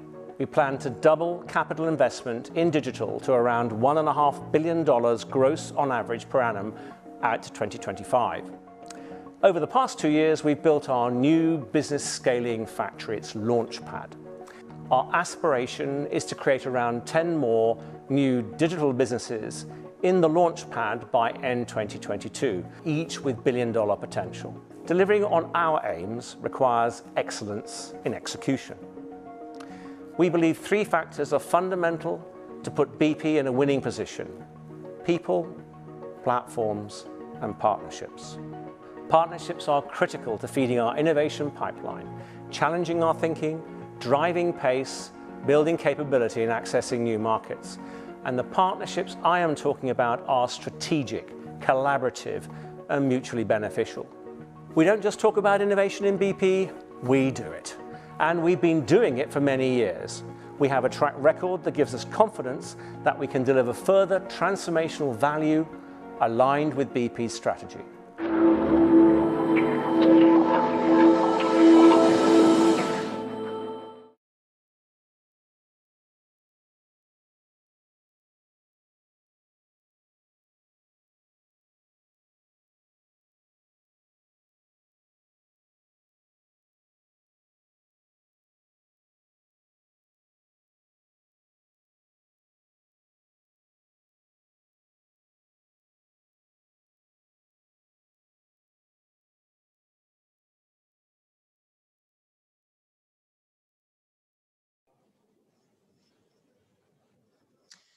Thank you to our speakers, for our panelists, and it's now time has come to proceed to our next panel.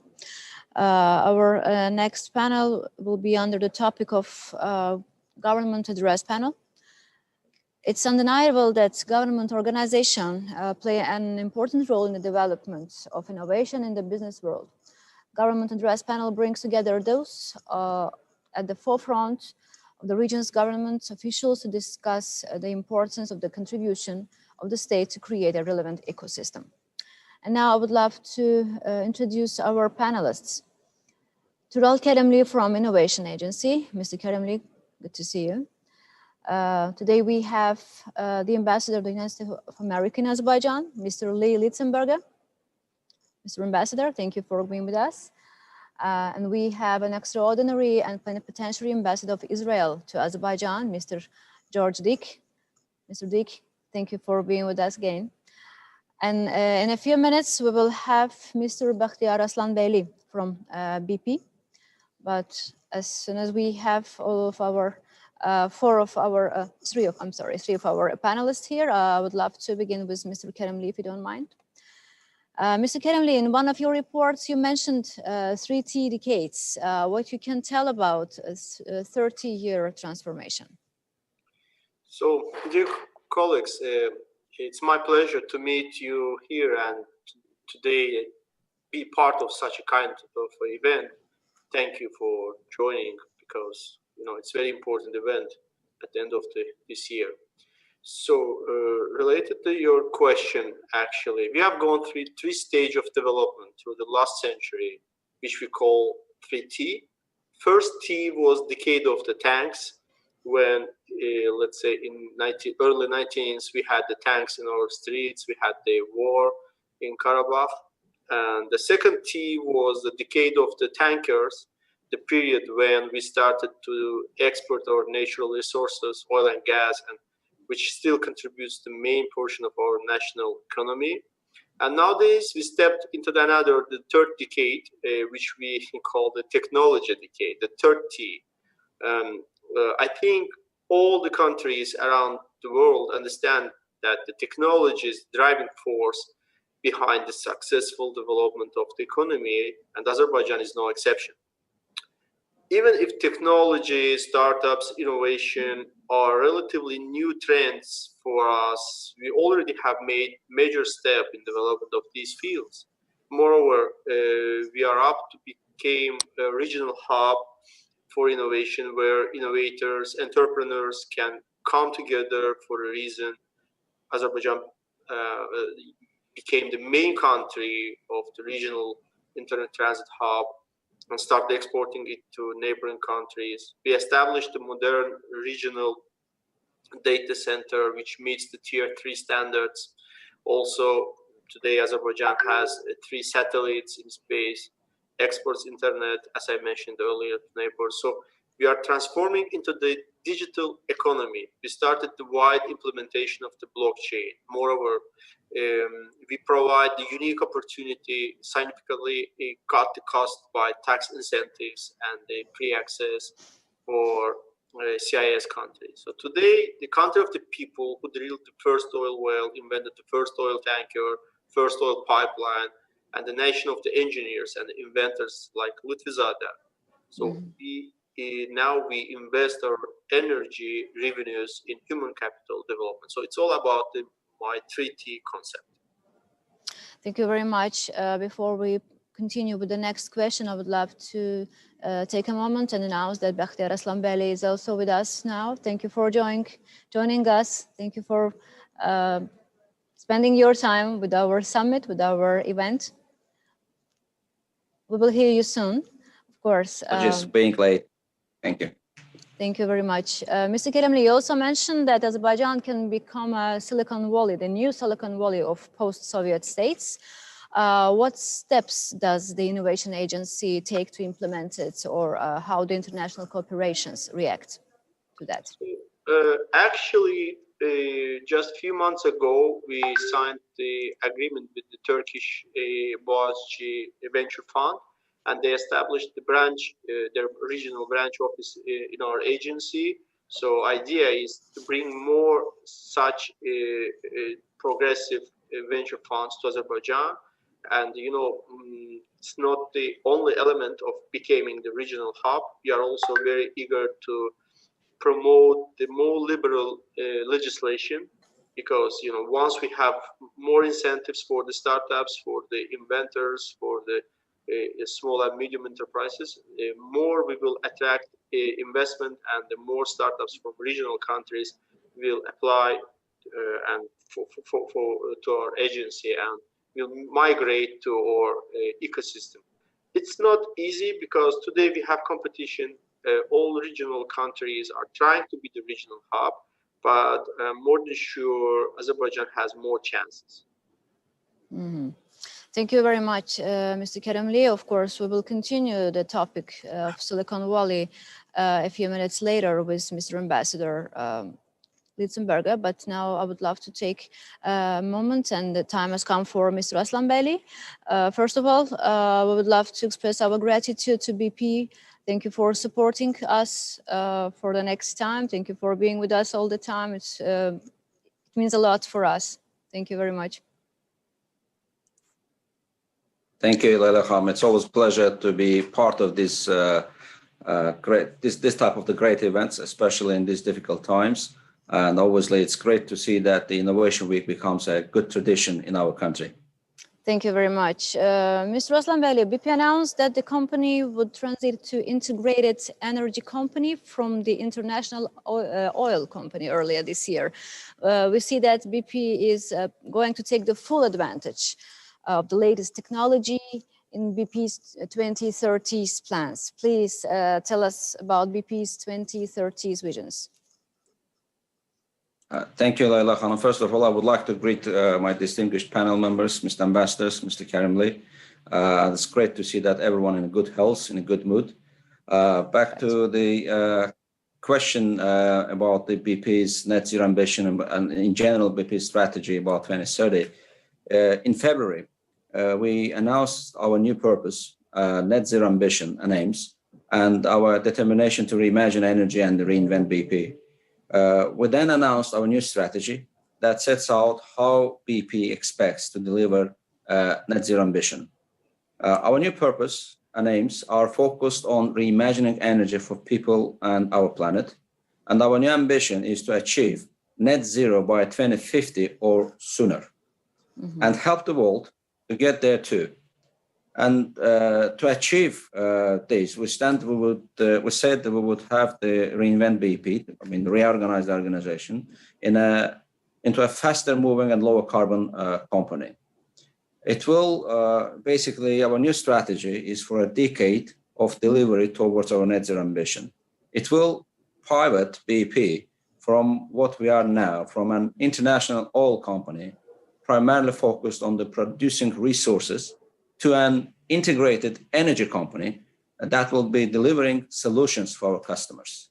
So to achieve this, we set up quite ambitious KPIs. So just a couple minutes, if I may, to talk about those KPIs, basically what we achieved to meet those changing demands and to become a more diversified energy company. By 2030, we would like to make a 20-fold increase in development of the new renewable generating capacity to 50 gigawatt, and a 10-fold increase in low carbon energy investment to around $5 billion per year, doubling consumer interactions to 20 million a day, lowering overtime oil and gas production at least 1 million barrel of oil equivalent a day, or 40%, and obviously focusing oil and gas exploration on our high-performing existing balance and not entering any new countries for exploration purposes. Thank you very much. Mr. Aslanbeyli, BP has always stood out among the foreign companies for its CSR projects, for its support of social, scientific, and technological projects. Which sectors will BP prioritize in such projects of the next year, 2021? Sure, obviously, in addition to our capacity of being operator in Azerbaijan, of the major oil and gas fields in Azerbaijan, which we trusted by the government here, we also would like to join the social life of the country as a company who's actually operating in Azerbaijan for more than 26 years now, and the company who is actually intending to operate in country for another 30 years until the end of the existing production sharing agreements. We feel ourselves as a part of this society and would like to act and behave as a responsible corporate citizen of this society. Having said that, in addition to our oil and gas projects, we're always keen to implement and develop a social investment strategy in a way that will respond to the society's main demands and society's main needs. So our current social investment strategy, which we will continue implementing next year as well, the cornerstone of our strategy is education. So we'll invest heavily into the education to bring international knowledge, to bring innovative knowledge, to bring digital solutions into our system, and to make sure that we support government's education efforts, we support government's innovation efforts by our social investment projects. Obviously, the second direction, and that there is no kind of the chronological order here, the environmental direction. So we will continue investing into the environmental projects. And by saying environmental projects, we mean not only just the building or not just the tree planting or not just a specific environmental project, but also bring also the good standards, good international recognized standards into our country, including certain education, certain trainings, just to build up necessary knowledge and skills for the environmental direction. And third direction, obviously, this is the enterprise development, just to help to build up capability and capacity among small, medium enterprises at a certain public institutions, just to make sure that we also support that very important effort in the country, which we're actually aiming to contribute to the development of the non-oil and gas industry in the country. So those are the three major directions. If I try to continue to base kind of the rhetorics, it's our 3E in our case for the social investment: education, environment, and enterprise development. So 3E you mentioned, right? 3E? Absolutely. Yes, 3E: education, environment, and enterprise development. Good luck to you with the strategy. And the last question for this moment. Many global oil companies in the world either invest or buy startups in their field as a result of their cooperation activities with some global funds. Does BP have any experience in this area? Or if not, do you plan to establish a fund for startups in the future? So we already have a business division called BP Ventures, which was set up more than 10 years ago. Its purpose is to identify and invest in private, high-growth, game-changing technology companies accelerating innovation across the entire energy spectrum. Since its launch, I think BP Ventures has invested about $500 million in technology companies, partners with about 40 startups, and it's working with 200 co-investors and has led 9 exits from its portfolio. So it's quite an active part of the business. We also have a team called Launchpad in BP, which was set up back in 2018 with a mission to help scale businesses that deliver cleaner, more affordable, more reliable energy to the world. And the Launchpad is a term, is a team of business builders with deep capabilities in tech, talent, and growth marketing. And Launchpad also operates like a private equity. Feels like a startup, but it's deeply connected to BP, focusing on accessing the unique advantages that not only a global energy company can bring. Thank you very much. Thank you for your answers. We will continue with Mr. Ambassadors. Mr. Ambassador, thank you for your patience and for your time. If you don't mind, we will continue with Mr. Litzenberger. Mr. Ambassador, you are the ambassador of the state that has a global startup hub like Silicon Valley. Many startups in the world today still come from America, and many people make their way to Silicon Valley to realize their ideas. What do you think is the main reason for this success? Thank you very much for that question. I want to wish a good afternoon to everyone. It's a delight to join you all today for Azerbaijan's 3rd annual Innovation Week, and I'm delighted to participate in this panel. I think it's fitting that we're all here today virtually using innovative technology to celebrate innovation, harnessing an idea that turned into reality so that all of us can meet from the safety of our homes and workplaces. So I can only begin to imagine the immense potential of innovative technology in this world. But on the topic of US startups, innovation has long been a part of the United States' history and our culture. One of our most renowned inventors, Thomas Edison, famously said that the value of an idea lies in the using of it. So turning an idea into a reality. That's what innovation is all about. And today, my ability to speak with you all virtually is just one example of how we have been able to harness innovation to improve our everyday lives. In the United States, intellectual property now accounts for over 1/3 of our gross domestic product. In other words, $6.6 trillion of our GDP comes from innovation, much of it in the technology sector.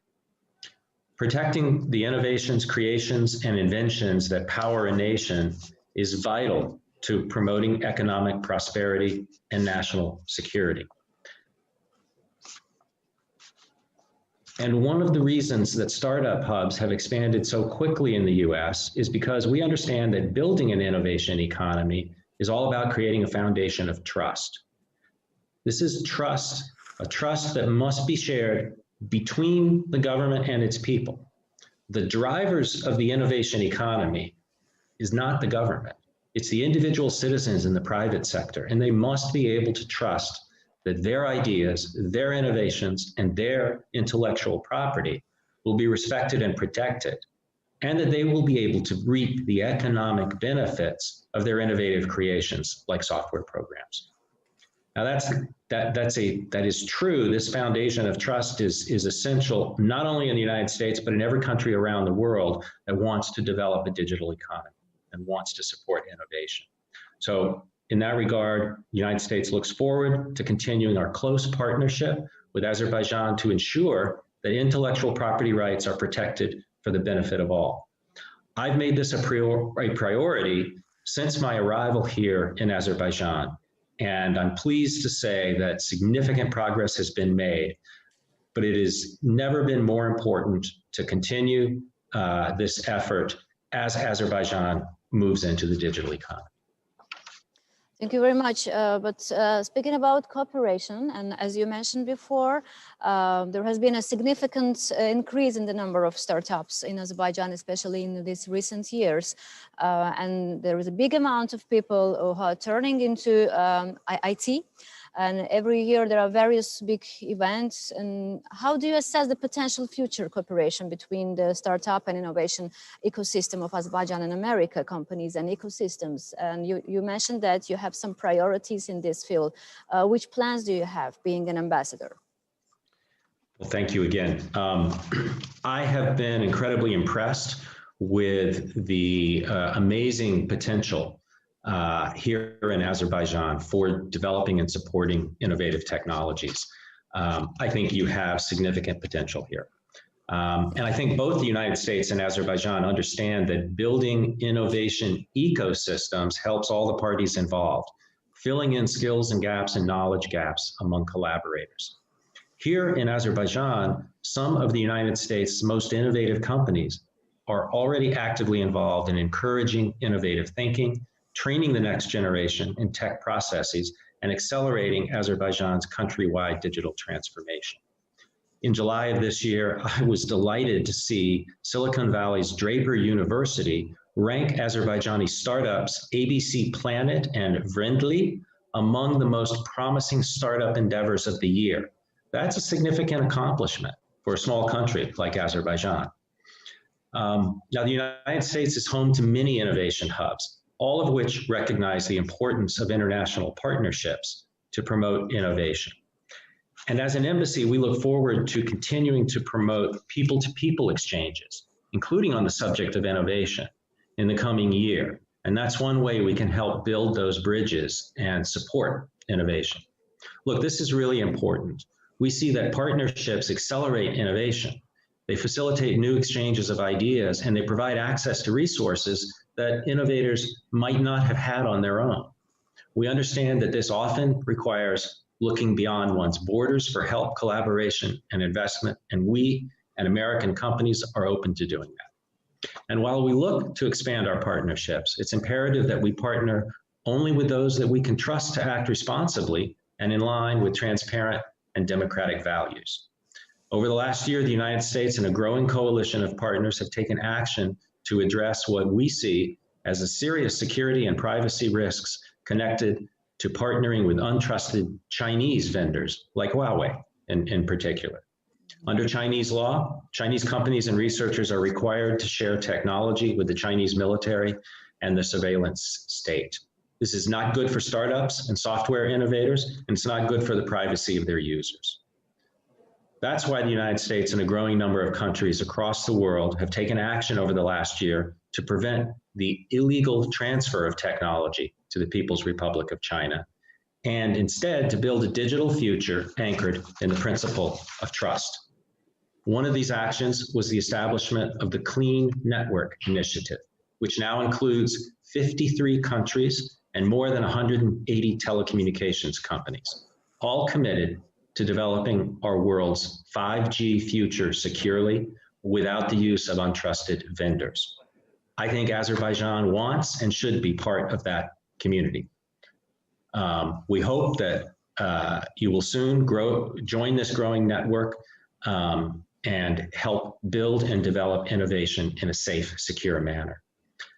My hope is that by next year's Inno Week, we can accelerate partnerships between Azerbaijan and the United States to create a lasting innovation ecosystem among our two countries. I also hope that we can work together to promote digital development along this clean path that I mentioned, thereby protecting citizens' privacy, businesses' intellectual property, and ultimately, Azerbaijan's national security too. It was a pleasure joining you. Thank you very much. Thank you very much, Mr. Ambassador. Thank you for your time. And now we have one more honorable speaker who is waiting from the very beginning. Thank you, Mr. Geek, for being so patient and for listening to our panelists. Mr. Ambassador, today Israel is one of the leading countries in the field of high technology exports to the world. As far as I know, the people of Israel are called startup nations. And today, the economy that invents and produces something is very important, especially in the field of high technology. But the most important thing is to export. Why do you think is Israel's success in exporting high technology? What's the main reason? Well, first of all, good afternoon, and thank you for having me on this esteemed panel. As you know, patience is not a very Israeli attribute, but having such interesting speakers had definitely helped learning something, and I've learned a lot from my esteemed partners to this panel. So as to your question, first of all, the world is changing. The world has already changed. We live in revolutionary times. Here is how. If you look at the list of the leading 10 companies of the world, in 2006, the list includes 5 energy companies and 1 IT company, Microsoft. Now, this list was more or less without the IT company the same for almost the last 30, 40 years. But 10 years later, in 2016, a blink of an eye in historic terms, it's completely reversed. Only 1 energy company left and 5 IT companies. A dramatic change in such a short time. And you know these companies, Apple, Google, Microsoft, Amazon, Facebook. What do all these companies have in common? Well, they are all built on innovation. And also they all have major research centers in Israel. Of course, they're mostly American. Mm-hmm. So why do they open research centers in Israel? Because Israel is a world leader in innovation, and the future belongs to those who innovate. Now, to your question, how was it done? How did Israel become the startup nation, as you have defined it, become an engine of innovation? I personally can think of 5 reasons for the success story. First, a curse that has been turned into a blessing, our defense needs. You know, we live in a neighborhood where we must have robust defense. So what we do is we take the best and the brightest of our young people in the military, and we give them access to basically endless resources. Then we give them a problem and ask them to think of a solution and then implement the solution. So they think, they experiment, they fail, and eventually they invent things that were once imagined only in fantasy. The result is that Israel has the highest number of engineers per capita in the world. It also creates a human resource that is flexible and adaptable to change, and that is the fuel of innovation. So this is reason number 1. The second is research. We have excellent research institutions and universities. You know some of them, of course, like the Technion, the Weizmann Institute, and others. Israel spends 5% of its GDP on research and development, R&D. That's more than any other country in the world. And the result is that our scientific institutions produce an inordinary share of Nobel Prize winners for Israel. We're talking about 8 of them, including 6 in chemistry. So this is number 2, top quality scientific institutions. Third, I think there is a special spirit and culture in Israel. Historically, you know, the Jewish people have always treasured education and knowledge. When the world was still illiterate, every Jewish father taught his children to read the Bible. And when the walls of the ghetto broke down, an abundance of disciplines opened up to them, from physics to mathematics to chemistry to space, etc. And more importantly, it is, generally speaking, in our culture, the idea that making mistakes isn't a source of shame, but rather a driving force to try again and do better. Last week, I tried to fix a lamp in the house and I failed. So I told my wife, maybe this is God's way of telling us that we should sit in the dark tonight. And her response was a very Israeli one. Maybe God just wants you to try harder. So from the Talmud to Einstein, the Jewish people were always asking questions. Truth was never finite, and failure was always nothing more than a good reason to try again. Fourth reason is that Israel is a very small country. Azerbaijan is around 87,000 square kilometers, I believe. Israel is around 20, less than a quarter. So everything is close by and everyone is close to everyone else. And everybody competes with everyone, but at the same time, everyone collaborates with each other. So technology that is used for missiles can be put in a camera that is used inside a pill that goes into your digestive system, because the guy from the military has a friend who is now in the medical field. Nanotechnology is suddenly used in space technologies and so on.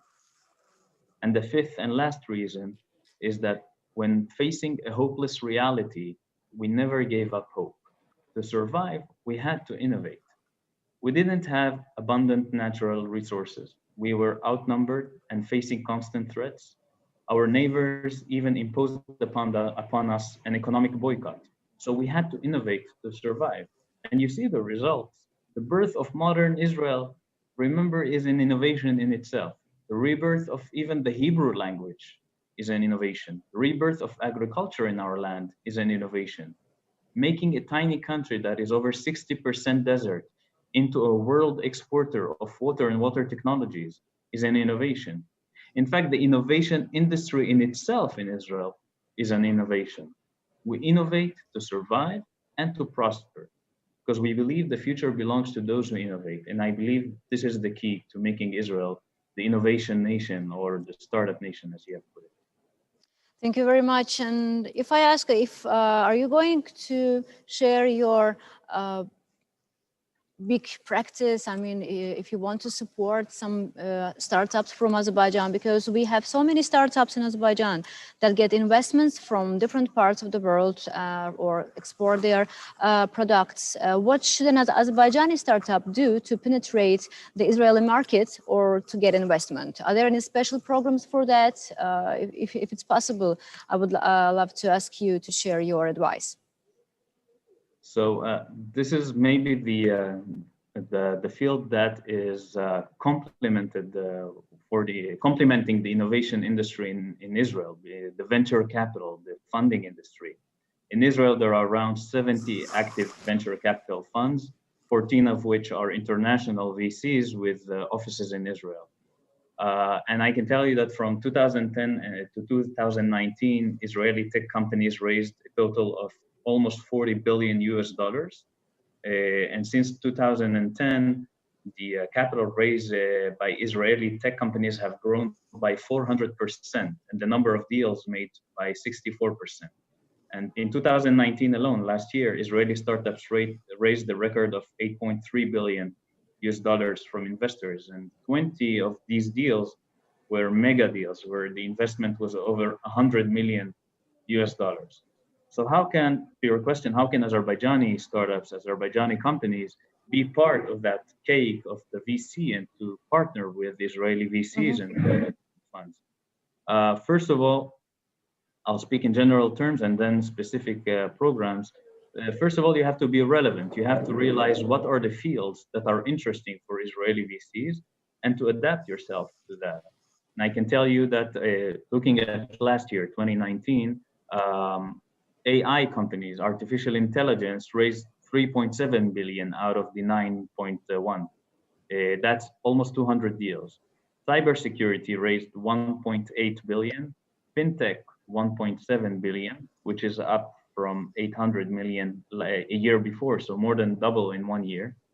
And life sciences, biology, chemistry, and the medical field raised the 1.37 billion.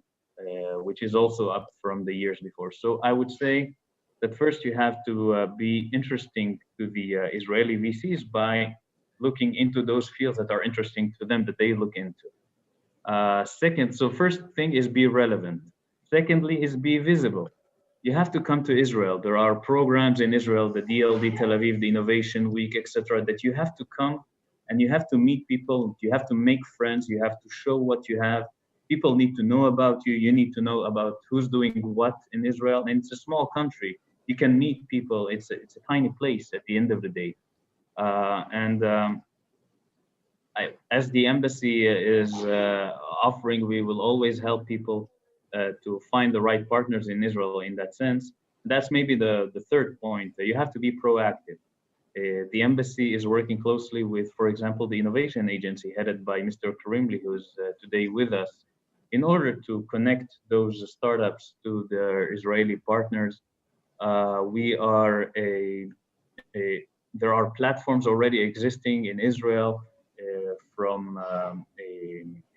how you call it, hackathons, for example, etc., where companies can come and do an exercise that someone is asking for, and if the solution they provide works, they can get access to funds or partnerships. And of course, it's always good to have an Israeli partner to work with who can also open the doors on the other side. I can also tell you that the State of Israel and Azerbaijan are working on a bilateral agreement on innovation. It has not been signed yet, it's in the progress, but once it will be completed, hopefully that will also provide a platform for Azerbaijani companies to cooperate with Israelis, whether venture capitals or others. Thank you very much, Mr. Ambassador. You just invited everybody to Israel. I mean, startuppers, businessmen, but within the COVID quarantine regime, we can go out from our houses only for 3 hours. Maybe if we have some alternative options for this period. First of all, I commend what Ambassador Litzenberger said before. I think we have marvelous technologies that allow us to meet and to convene even digitally these days.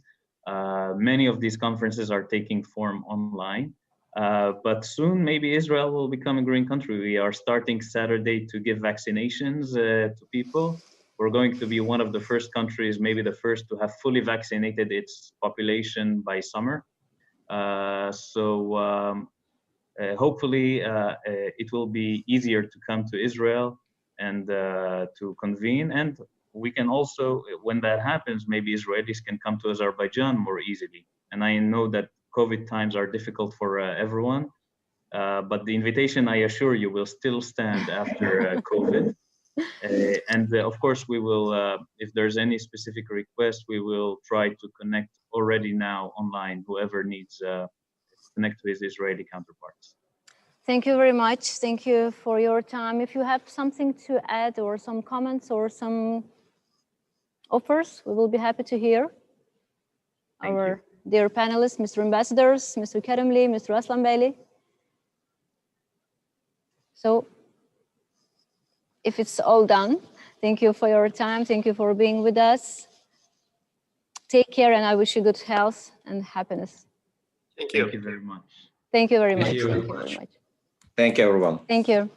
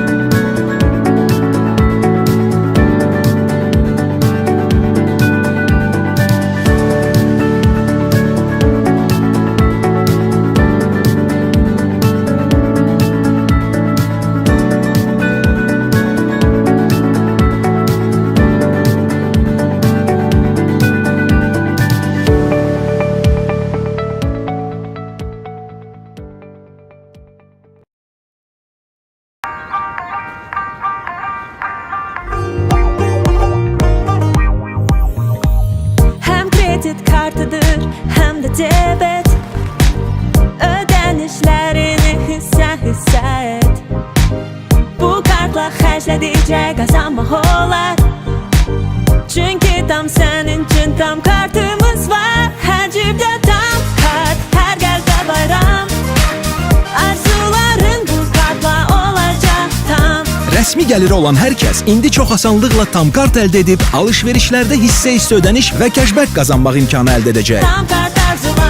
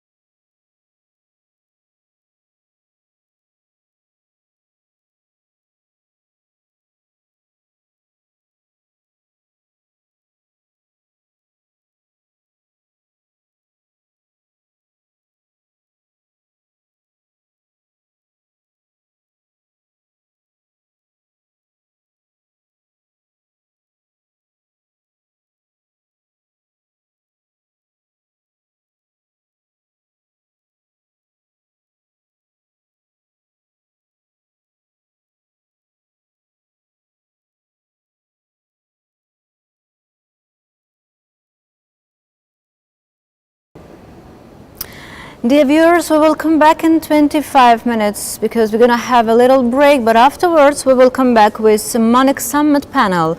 And just to let you know that we will have very interesting speakers from different companies, leading experts in the fintech and banking industries from different countries. So please come back to us in 25 minutes and I'll be waiting for you right here.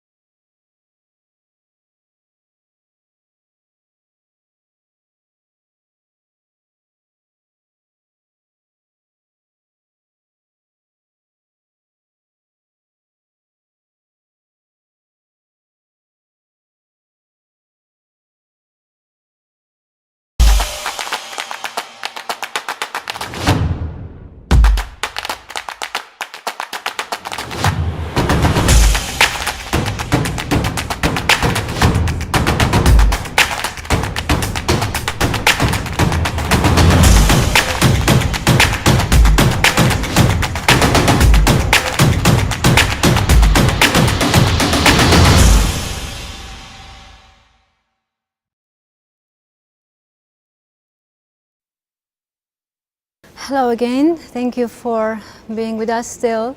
And we continue with the Monex Summit panel. As I promised before, we will hear the leading experts in the fintech and banking industries from CIS, Europe and MENA. Our topic is tracking fintech, banking and financial services innovations, how banks make digital transformation work, a discussion with leaders in the banking industry who are tackling the challenge of digital transformation head-on and succeeding. Before I announce our panelists, I would love to express our gratitude to the International Bank of Azerbaijan for their support and for sponsoring our event. You will see Farid Osmanov from the Central Bank of Azerbaijan. Then we will have Juan Jimenez Zabayos from Santander Digital. We will have Vera Platonova from Visa. Mr. Zara Elekbarov will be with us from International Bank, and the moderator will be Namir Khan from MENA FinTech Association. So please welcome.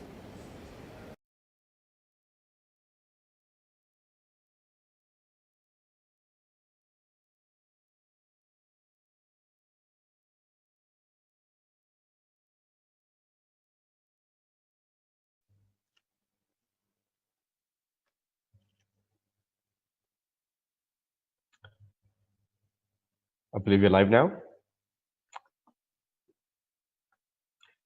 Hi, everyone. This is Namir Khan with you, and I would like to welcome you all to a very important session that we will be having today, which is tracking fintech, banking, and financial services and innovations. Now, this may seem to be like a topic that you may have heard about and discussed multiple times, but we will take a very different approach. So I'm the chairman of the MENA FinTech Association, as mentioned, and at the same time, we'll be giving a very different twist to this entire conversation, a very regional twist, a twist where we will be trying to understand what is happening on a global perspective, one, and secondly, give a feel of what is actually happening in the region of CIS as well. Now, for this specific conversation, we have a fantastic panel, I would say. We have Zor, who's advisor to the chairman of the management board, which is with the International Bank of Azerbaijan. Then we have Farid Usmanov. I hope I'm taking your names correctly, by the way, so please ignore that. Who's the executive director of Central Bank of Republic of Azerbaijan. Then we have Vera Platonova, who is the senior vice president for CIS at Visa. Then we have JJ, as I call, which is easier for me, JJ. I mean, you can then you can actually pronounce the name easier later, who is the head of financial industry transformation at Santander Digital, and also leads the open banking vertical itself.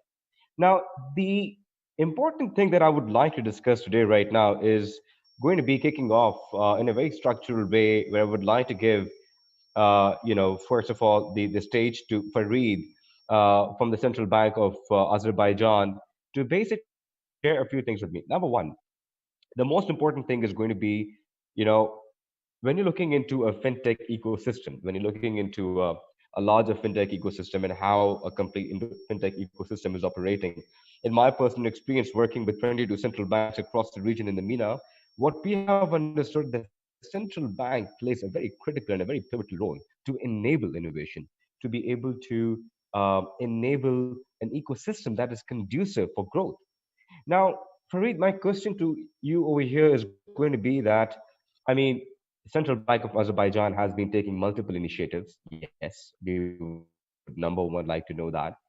But as per you, what has been the biggest change that you have seen in the banking industry, and how has the Azeri Central Bank been responding to it? Yeah, thank you very much. First of all, I would like to say that I am very much honored to be a part of Monex Summit, and also want to express my warm greetings from Azerbaijan, a country that liberated its territories from occupation. As regards to the question, the biggest change is escalated by a pandemic situation. The spread of COVID-19 represents an unprecedented global shock, impacting not only the banking industry, but also an economy itself. Coronavirus pandemic pushed traditional banking industry to digitalization in order to provide more available and more secure services.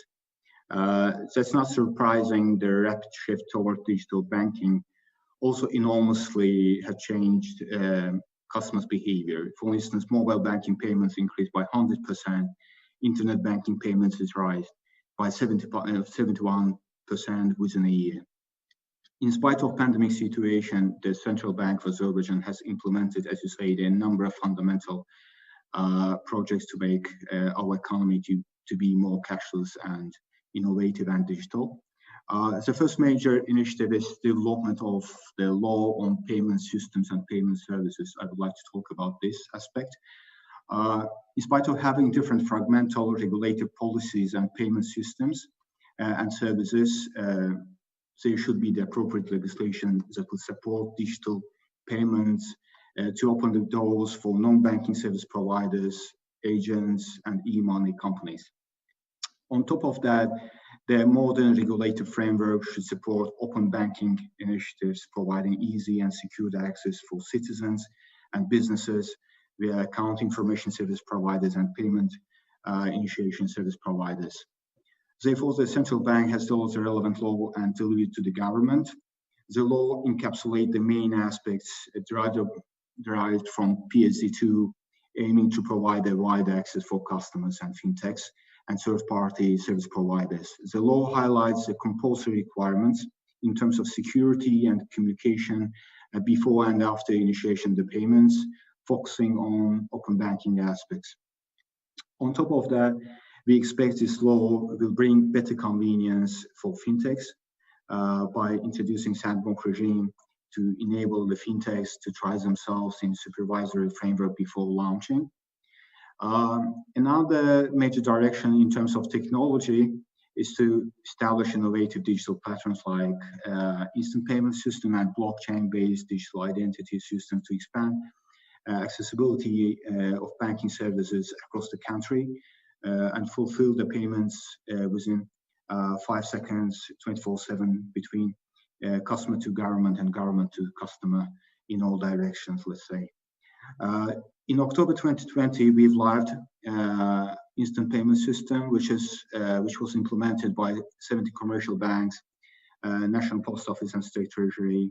And today, these payment organizations fulfill the payments within 5 seconds, bringing velocity to payment ecosystem.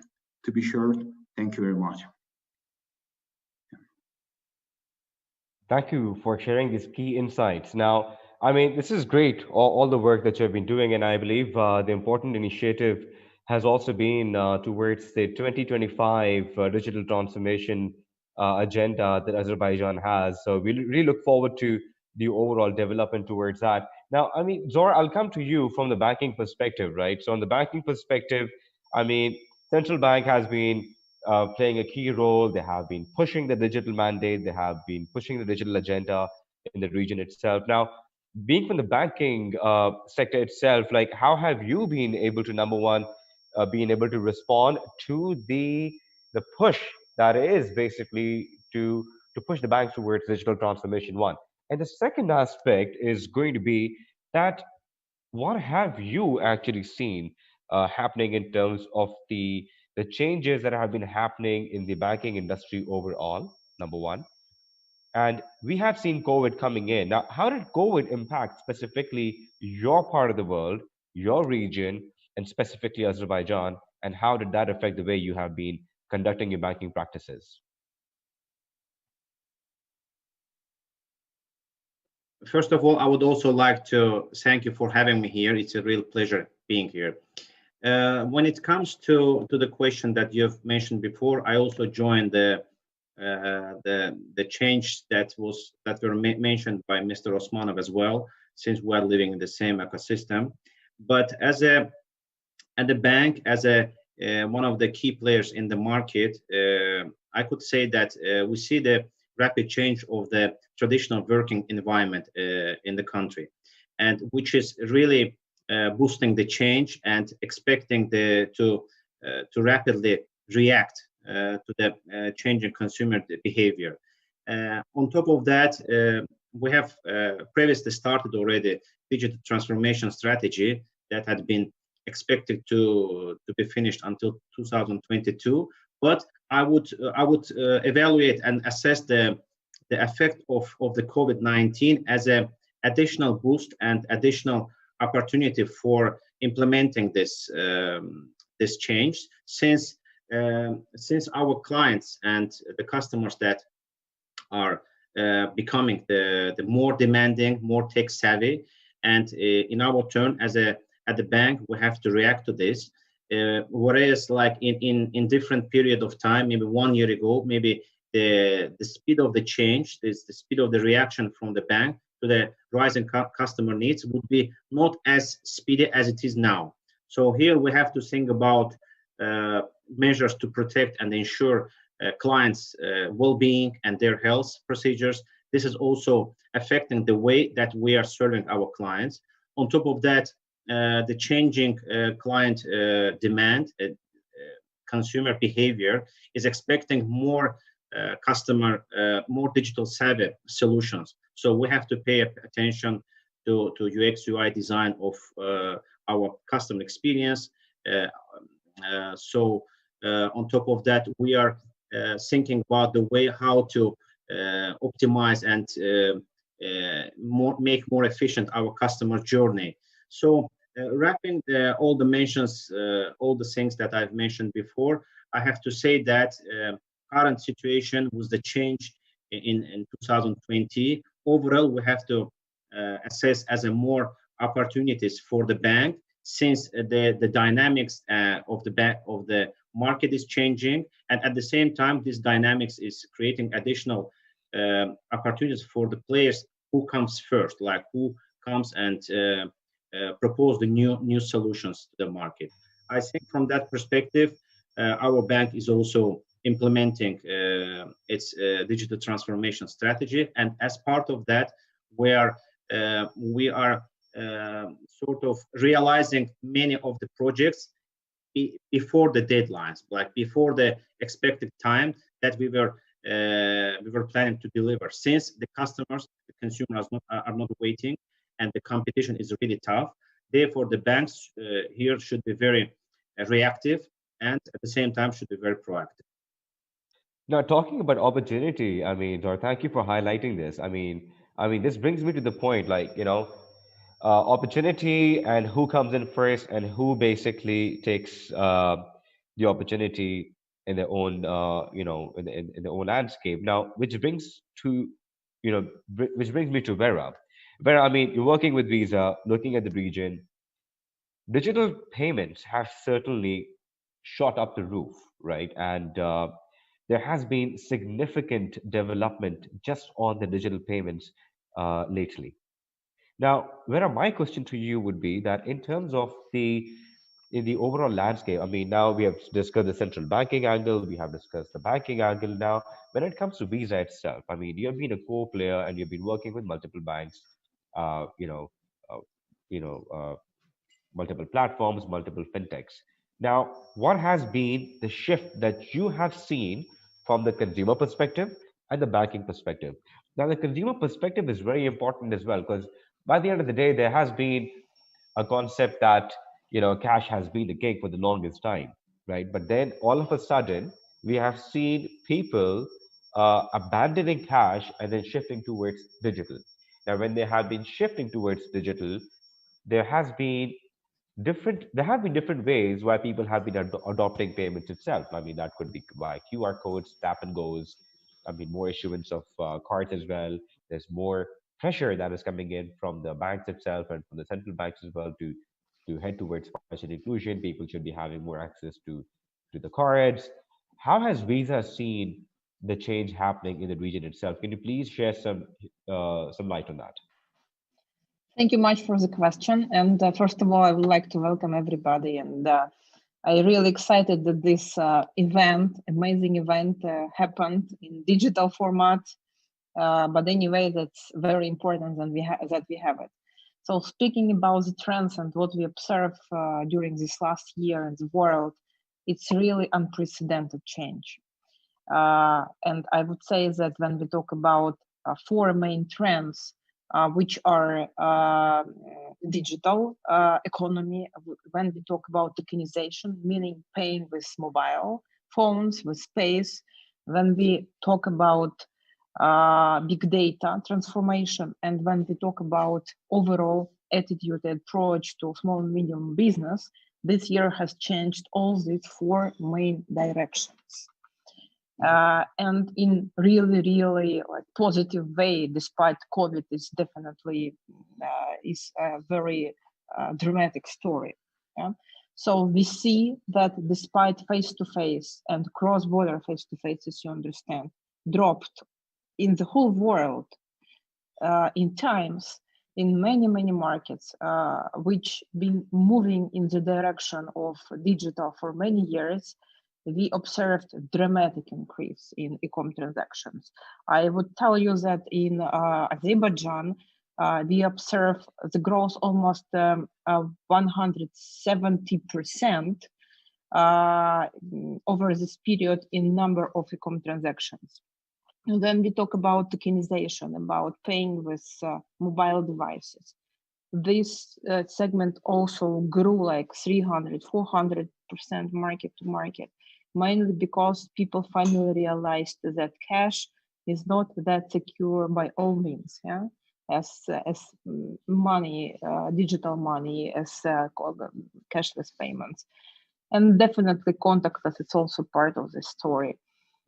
And another big spot that in Azerbaijan, in the whole CSSE market, in CEMEA, in Europe, everybody are paying attention to local segment. Why? To support local businesses, to support local entrepreneurs, to make sure that this basis of economy is surviving and even will be evolving thanks to the conditions we see right now.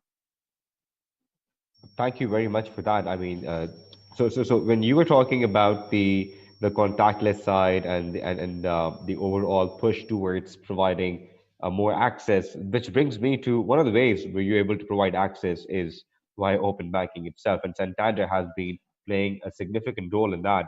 Now, JJ, I mean, my question to you would be that from your perspective, you have been looking at it from a very global perspective itself. I mean, when it comes to open banking itself, which has been a key facilitator and has been a hot topic across the globe at this point of time for multiple central banks and simultaneously for multiple fintechs as well. From your perspective, I mean, I know the last time when we spoke, COVID had not struck, but now it has. So I would now like to basically ask you, what has changed since the past 8 months? How have things changed, number one? And number two, any notable changes that you've seen that you would like to share? And what have you predicted that could happen in the next quarter that's coming towards us? Yeah, thank you, Namir, and thank you, the WorldNet Summit, for having me and for organizing this super interesting panel. To your question, what we've been witnessing here at Santander, guys, in this event that maybe there's people connected from sides of the world where we are not that present. You should bear in mind that Santander is a global bank present in 42 countries with 10 core geographies, being Europe and Latin America are our sweet spot. And the differential value proposition that we bring is bridging Europe and Latin America together. And so being quite a convoluted bank and a different bank in different geographies, of course, we all belong to the Santander brand. We've been trying to put together something that we call One Santander, which is behaving the same in every single geography we operate, and letting our clients and letting our partners prosper in this very difficult environment. Since the kickoff of the pandemics, we've been witnessing lots of problems, clients are struggling, the economy really is slowing down in the different markets we operate. But I think that opposite to the prior financial crisis we had kind of 12 years ago, where the banks were part of a problem. We think that banking industry should be part of the solution now, to let the world and to let the society and the communities cope with the problems and recover in a faster manner. And this has been the effort, the mandate, and the day-by-day business that we've been carrying on all these very painful 10 months, I would say, 9-10 months. We did an amazing effort when it comes to digitizing the bank. We've been witnessing also an amazing jump or leap in the digitization of a bank, but also in the digitization of the client behavior. From 36 million clients, digital clients, pure digital clients, we jumped to 50 million digital clients. We also experienced 4 times more applications download of our different applications that we have in our digital channels. It's multiplied by 4. Could you imagine? I mean, this is amazing. Also, we doubled the number of digital transactions, and you can only take it right, and you can only do it properly if you have the proper infrastructure, so the proper ecosystem, and also the open banking initiative, which is something that you asked specifically. From being something nice to have, now I think is imperative, because it's the only way to really offer clients value added, and also the way to differentiate into the market. It's very complex to differentiate nowadays. So yeah. I mean, your point, which is differentiating, right? So I mean, this is very critical. So I'm just going to come to, thank you for your insights for that. I'm just going to come back quickly to Fareed, right? So Fareed, in terms of from the central banking perspective, right? You have been pushing on the, as mentioned by JJ, on the open banking and how it's not just an option anymore, and we have to head towards it. Now, the reason why we head towards it is because the demand of the customer is there. The customer experience needs to be enhanced versus just having typical incremental changes that have been happening. How have you been from the central banking perspective? Because you're trying to basically bring in an enhanced customer experience, but at the same time you're trying to also protect the consumer's interests as well. Now, how have you been pushing on the technology side? Your conversations with the banks, have you been focusing on pushing the banks towards not just digital transformation for the sake of it, but of course at the same time enhancing customer experience? With, most importantly, my second question is security, which is the digital onboarding aspect to it. Customer experience could be fantastic and great, but is the customer secure? Are you basically complying to all the regulations to ensure that the customer's data is protected? You are doing the complete KYC of the customer digitally, but in the right and appropriate manners. How are these two things blending in terms of the Central Bank of Azerbaijan? Yeah, very, very good, and let's say the crucial question, because that aspect is a major aspect nowadays in the banking industry. So I would like to emphasize the crucial importance of data in customer experience, as you say. As far as we know, the innovative technologies and new solutions have changed the way of life of the people all over the world. So this also affected various sectors of the economy as well as the banking field. The fact is, new technologies have changed the way the people use bank services, the way they invest and the way they earn profits. In other words, the new technologies have changed even banking supervision and image of banking sector in general. Almost all industries of an economy and also financial institutions rely on gathering, processing, analyzing, providing information, data, in order to meet the needs of customers. Taking into account the importance of information today in the banking sector, it's not surprising that banks were among the earliest adopters of automated information processing technologies. So I would like to add, in terms of customer experience, banks should establish in modern communication channels. As you mentioned, the perfect onboarding platform is not so effective as usual. Should be the data security, personal data security in terms of GDPR and other regulations. And so using these communication channels with the customers, the banks should learn the customer needs in order to provide predictive products and services. To be short, today data has enormous value as it creates a wisdom for banking services. That's great. Now, Zor, from your perspective on the banking side, right? So my question to you is going to be quickly more towards the KYC angle to it. So, I mean, from the banking perspective, I mean, when we're talking about the marketplace in terms of digital onboarding, KYC, what has been the regional push in terms of the regulations? Number one, what do the regulations say? And number two, could you also basically share with us how has your bank adapted to eKYC and digital onboarding, and how do you intend to further enhance these capabilities in the region? Sure, yes. First of all, I would also mention the importance of the security aspects here. So customer data security, this is very crucial. And here in this perspective, I'm at the same page with Farid, Mr. Osmanov. And I have to say that banks are in the are between customers from one side, which are rapidly expecting more speedy customer journey and maximized efficiency. And at the same time, we have to comply with all the rules and regulations at the same time.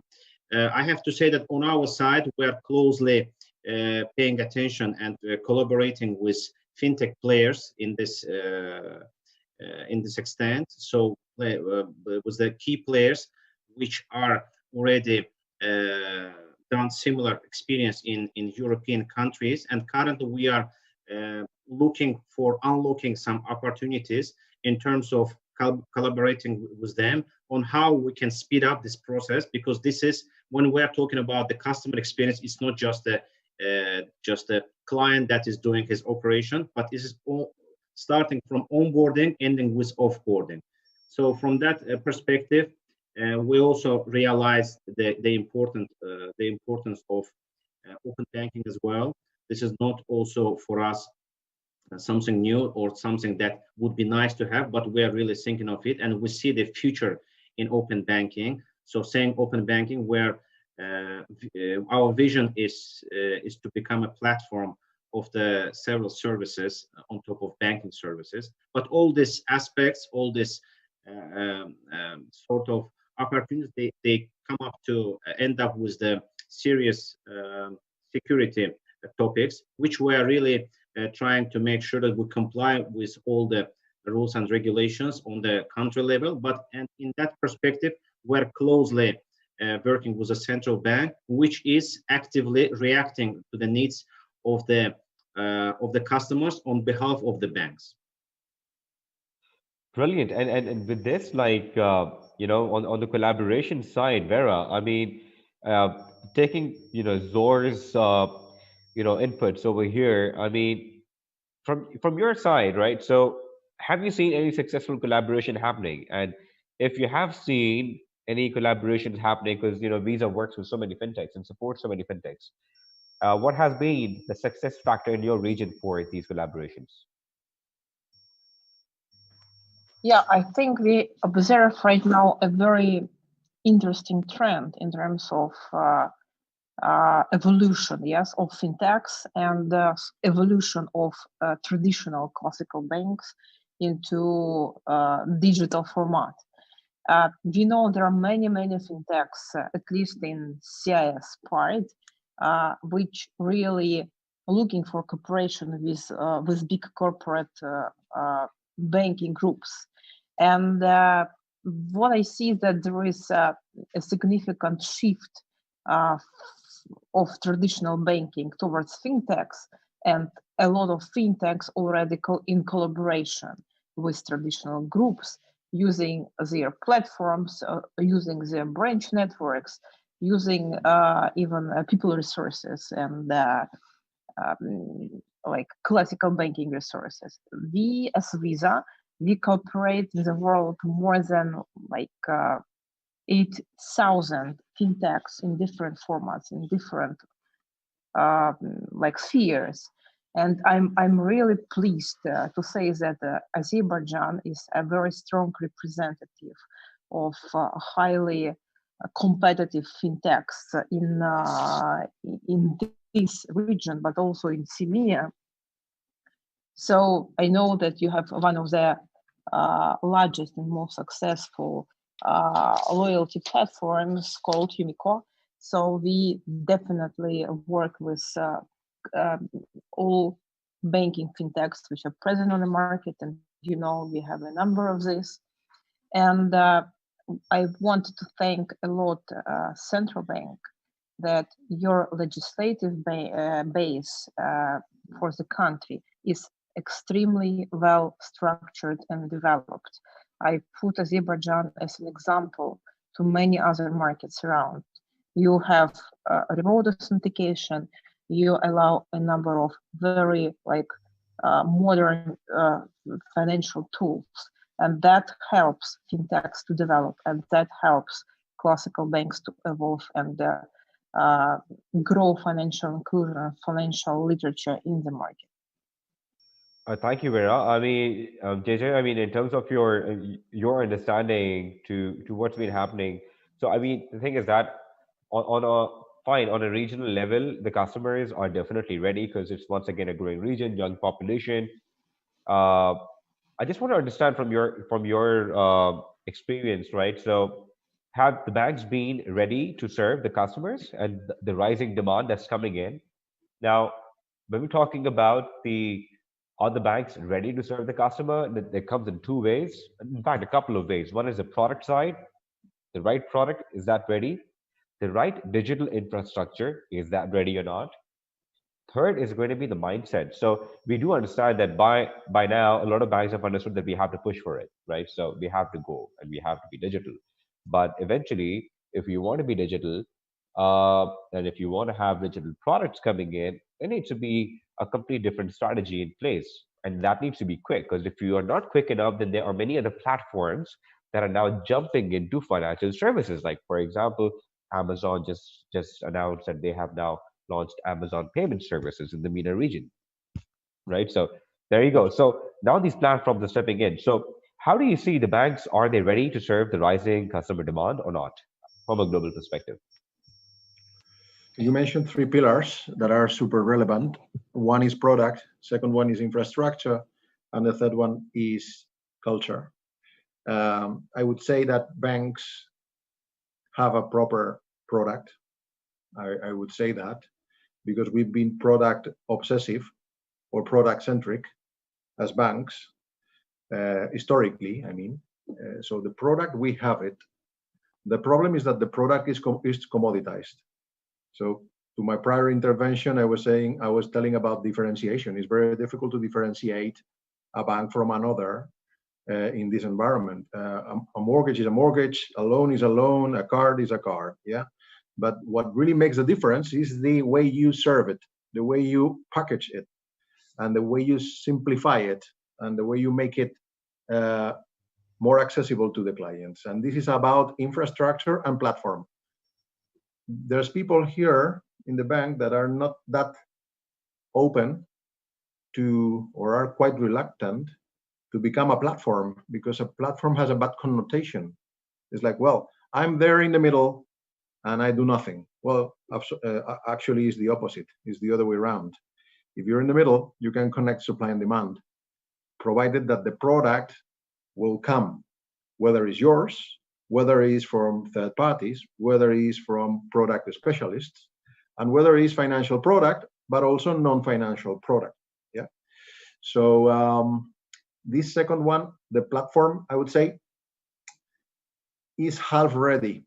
You have to be super quick. That's why in Santander we shifted our platform in a very pragmatic approach, and we went like, look, Which ones are the revenue pools that are at risk in a bank? It's mainly payments and also lending. The other ones, are quite protected when you look at them. But payments is at risk, and lending is at risk. Is where we see fintechs coming across, is where we see other new animals trying to eat our lunch, and is where we have to move fast. That is why we launched a new fintech internally in the bank called PagoNext, who has its own life, its own mandate, and the opportunity is very big, as you know, and I'm sure Vera knows perfectly because it works for Visa, and payments is one of the clusters of innovation or of banking that has been more impacted, and actually is where we've been looking into the market at a larger opportunity for M&A, as it has happened like from the past years 18 and 19. So that's why we had to move fast and resume our strategy and go for payments and for lending like crazy. So, and maybe forget about other ones that are not that much low-hanging fruit, if you see what I mean. So, I mean, with this, you mentioned moving fast. I mean, it's a very relevant question. I mean, that we just came in and asked for Zor from the audience. I mean, Zor, the question is that the strategic roadmap that the banks should be digitized by 2025. Do you think the Azeri banks have been fulfilling this requirement, and are they basically on track towards achieving this goal?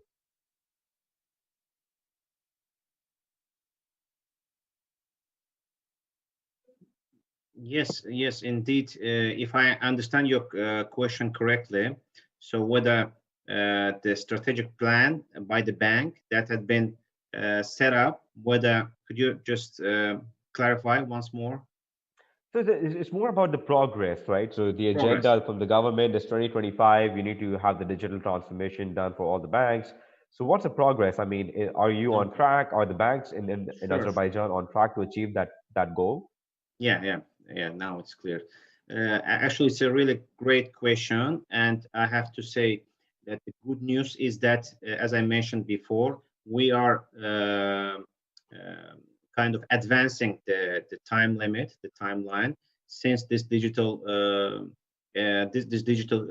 this post-COVID era has pushed the banks to speed up with digital transformation. When we're saying the digital transformation word is quite fancy word, but when you just split up into several initiatives, you have to say that all these initiatives under the umbrella of digital transformation, most of them had been affected by the changing customer behavior that are requiring the remote services, that are requiring, as you mentioned before, eKYC services. Here, I would like to add one point when you were touching the collaboration perspective. I think here one of the most important things for the banks, including ourselves, is collaborating, is supporting the ecosystem. I think in our one of our key initiatives of our digital transformation strategy is to support the ecosystem, is to start, as JJ mentioned before, is culture is very important. Here we see the importance and how the talents are critical here. At the end of last year, we have established our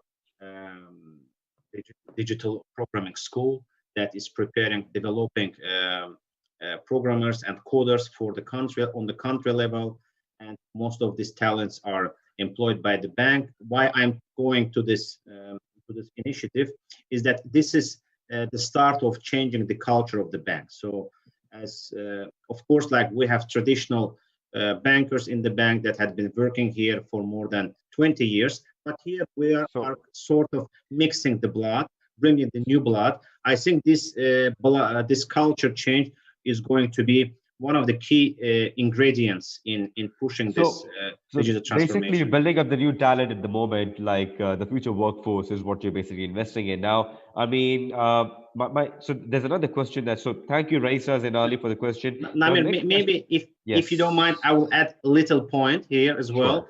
on top of what I have mentioned here, this is just the beginning of our collaboration and ecosystem development program. This is where we are already started incubating our own startups in our open innovation programs. And at the same time, we see the tremendous opportunities both for the startups as for the bank to collaborate. This is where we see this open banking future platform-based initiatives, where we're going to have range of services through our digital channels. And I think that all these collaborations will really benefit both the ecosystem and at the same time banks as well, since the fintechs are now one of the critical key players and one of the most important players in the financial industry. Thank you very much, Zor. So the next question that we have is from Abdullah Aliyev, which is so the question is that and this question is for Fareed. So I mean, banks, in fact, no, I'll take this question rather than giving it to Fareed. So the question is that what countries are more reliable? What countries' fintechs are more reliable and user-friendly? I believe it's we're talking about fintech being reliable and user-friendly. There are multiple factors to it. So you can't really, generalize a country having a good solution or a bad solution. It's all typically about creating a solution that's relevant. By the end of the day, fintech is all about ease, access, convenience, transparency, affordability, and delight. And to be able to provide that, you need to have the right technological infrastructure and the right APIs. And when you're talking about APIs, the quality of APIs that you're building up need to be up to the mark and bank grade. So by the end of the day, if you're working with a bank, it needs to be bank grade secure.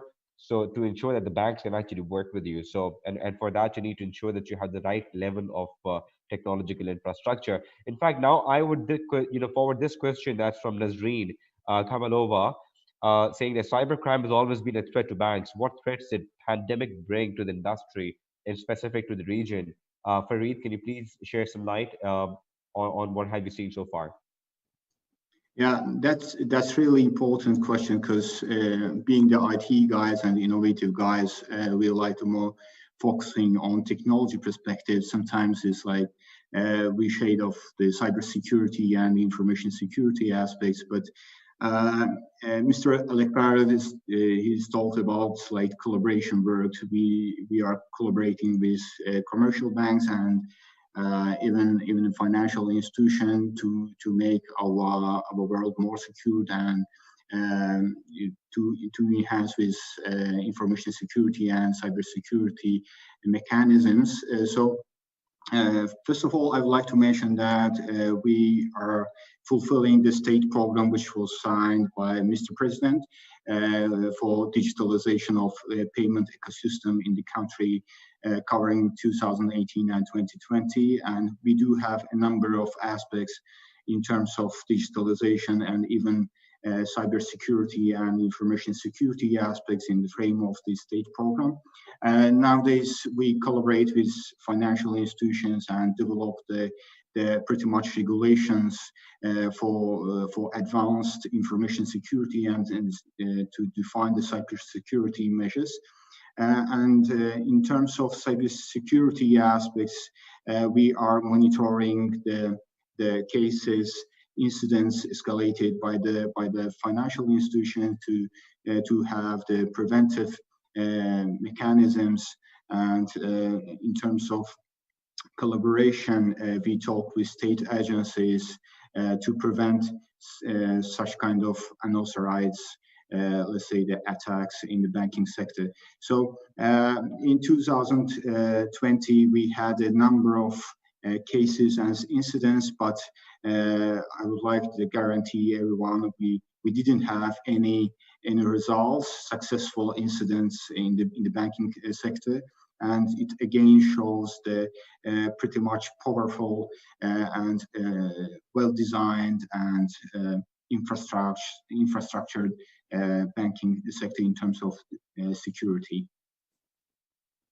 Brilliant, and that was a very good answer. And my next question that we have over here, a very quick one.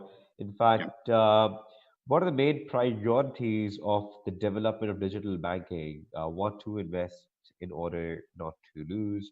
So Laura, I'll take this question of yours before we sum it up. So by the end of the day, I mean, for the development of digital banking, the important and the critical aspect is that are you aligned with your strategy and who is your customer and who are you serving typically?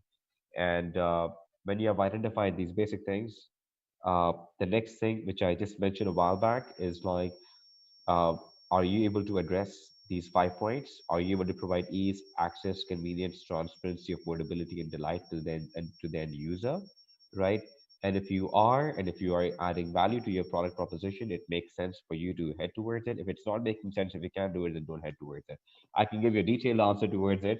I would love to, but unfortunately, we are through with the time. I would like to thank you all, Zor, Fareed, JJ, Vera, for taking out your time from different places and being here and being able to share your insights and valuable insights, I must say. And I'm sure the CIS region is all set for rapid growth. It's definitely a region to look at. It's a young population, it's a growing population, and most importantly, a region that has a very strong digital adoption. So look forward to engaging with you all. If you have any questions with the panelists, then please feel free to reach out to them. And thank you so much for your time. Thank you. I look forward to have this session offline next year. Thank you, Raj. Definitely. Hopefully, inshallah. yeah. Fingers crossed. Thank you very much. Cheers. Thank you. Bye-bye. Thank you. Bye.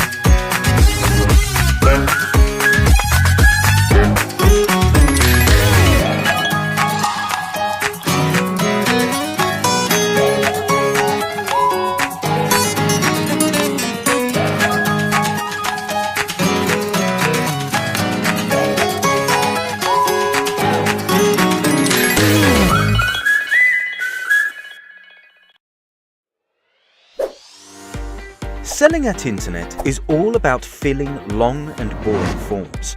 But not anymore. Creating product card with PayMe's is simple as chatting with a friend. Answer to the simple questions, take photo, and voila! PayMe's created the product card, which you can share and sell at any platform. Start to sell immediately with low commission, without downloading any application. Pay with messengers.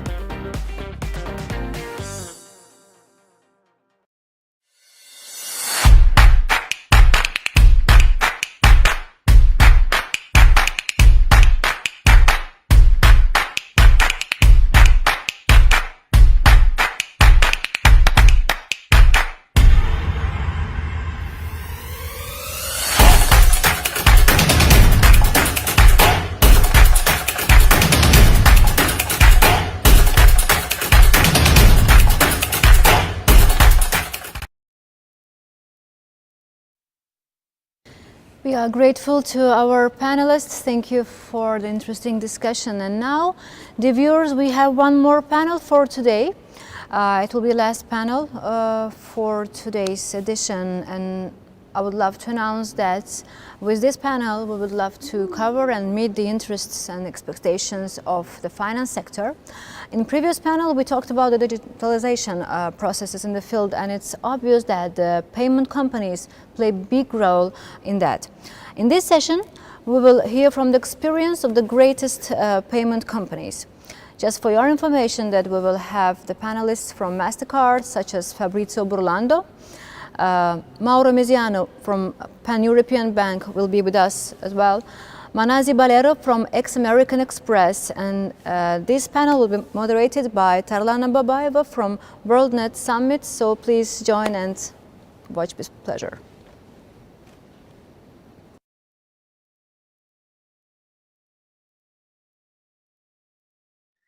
Hi everyone, thanks for joining to this exciting session. I hope you are watching us healthy and safe. This is Tarlana with you, the event director of the WorldNet Summit, and hope you enjoyed our different panels so far. And now, welcome to our next panel that brought together great experts from the biggest fintech companies of the world. It's going to be very pleasing hearing your insights on a topic that is covering digital payment and its future. So first, let me give an introduction to our audience about the panelists. I'd like to start with Fabrizio Burlando, who is the Executive Vice President at MasterCard and who leads the company professional services globally, complementing MasterCard core product for financial institutions, retailers, and governments. Hi, Fabrizio. Hello, everybody. Hello, Tarlana. Yeah. And Manazi Balero, who is Digital Payment Advisor and Director Product Development at American Express, and she accomplished digital product executive with extensive international experience delivering strategic financial product launches such as SME lending cards, platinum cards, airline co-branded cards, etc. Hi, Manazi. Hi, Tarlana. Hi, everyone. Nice to be here. Yeah. And Mauro Mesiano, who is investment banker, who is first investment banker at Pan-European Bank and winner of Excellence Leader in Finance Tech 2019 at FinTech Singapore. Hi, Mauro. Hi, everybody. Nice to see you. Yeah, so we have all Italians today.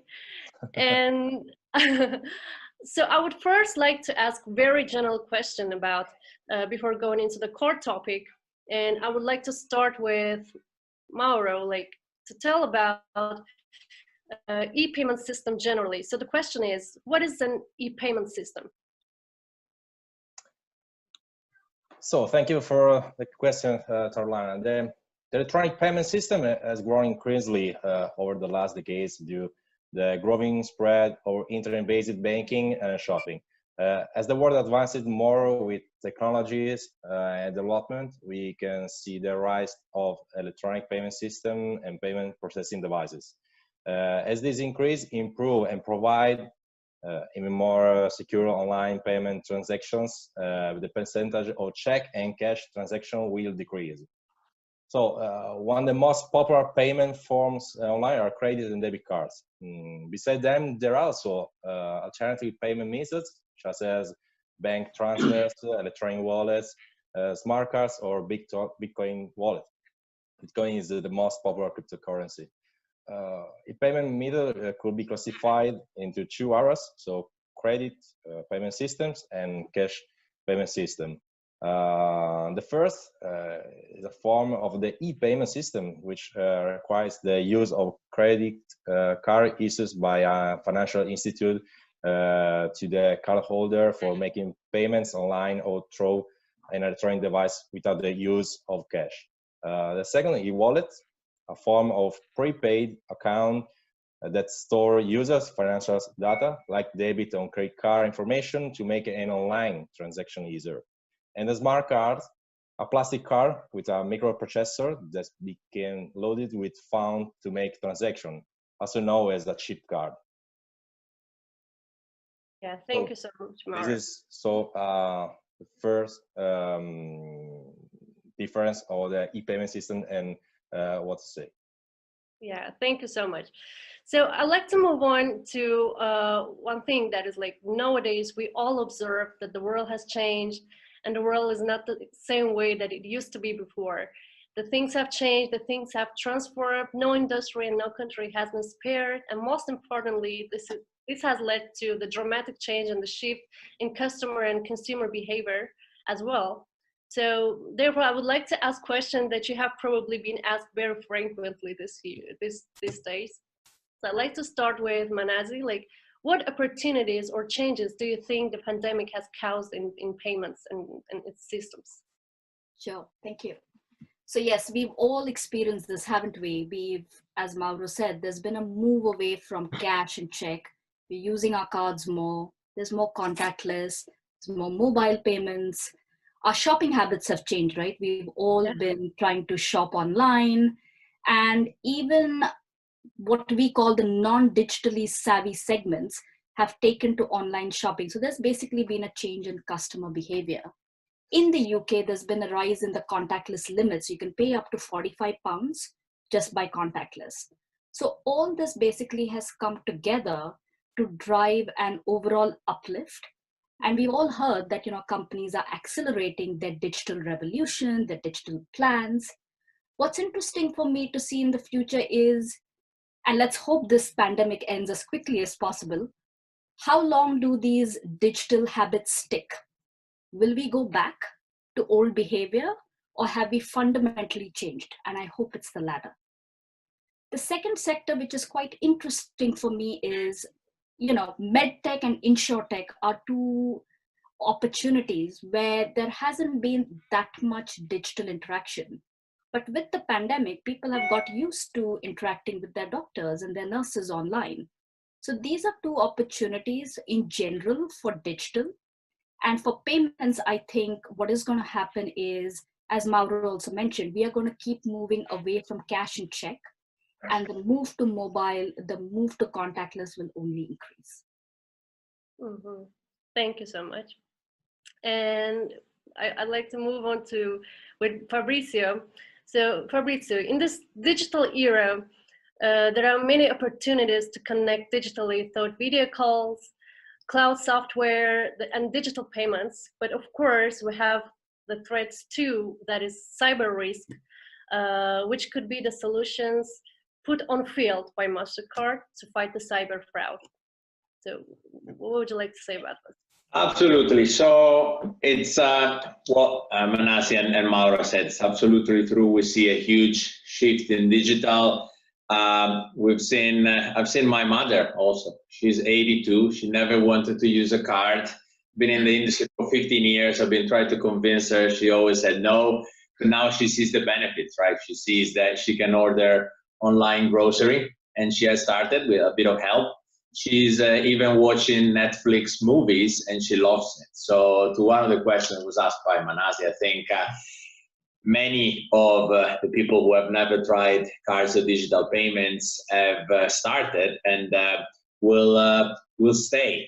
So grocery and banking are two areas that we have some data. 75% of all access to banking was through digital channel, and 50% of the people were new users. Same for grocery. 60% of purchase was digital in the 2 months of lockdown. So this poses, as you said, the question of how to protect some of the users, especially maybe the less savvy users. So it's a very good question. So in the past, the answer was let's be very strict with access and security, and if banks are not sure, let's close it down. Well, that's not really an answer anymore. There's statistics that said that the revenue lost in false negative, as we call them, is 10 times the revenue lost by fraud. So it's 80 billion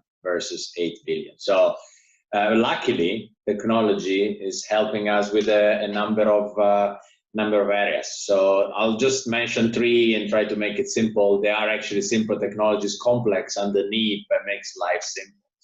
First one is tokenization. It's a difficult word, but basically means that the numbers in your card actually become a token, so another number.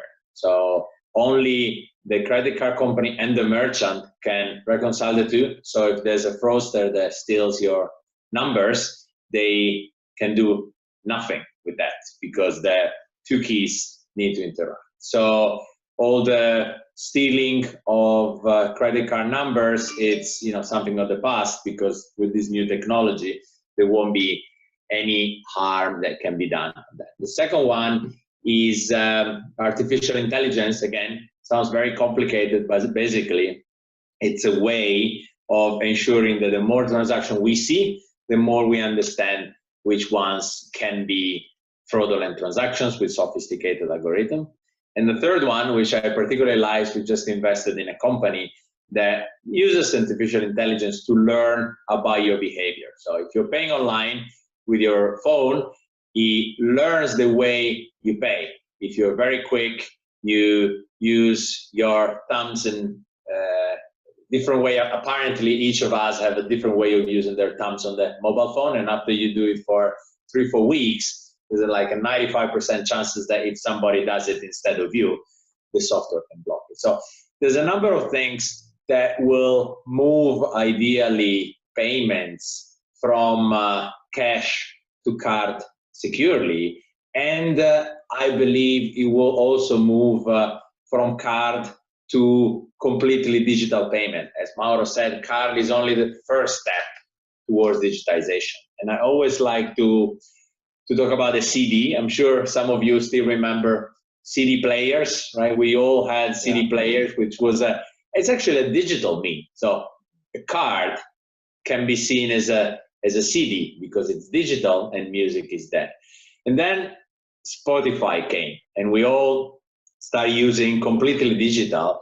Many of us were a little bit scared, so we kept copies of music on CDs because, well, you never know. And then as you start using it, who knows where the CDs are? So I think cards is only the first step, and very soon we'll digitize card and we'll just use our phones and our. But that's probably for later. Thank you. Yeah, thank you so much. And I'd like to ask Manazi. Manazi, your professional background is deeply product focused. In this digital era, how do you think the relationship with the customer has evolved? Meanwhile. Thank you. Great question. The biggest change I've seen, and it's a great one, is that product management has become customer-centric and customer-focused. If you think about it, a great product is not just one that is technically feasible and commercially viable. It must be customer desirable. You need to hit the kind of sweet spot of all three things so that people really just want to buy your product.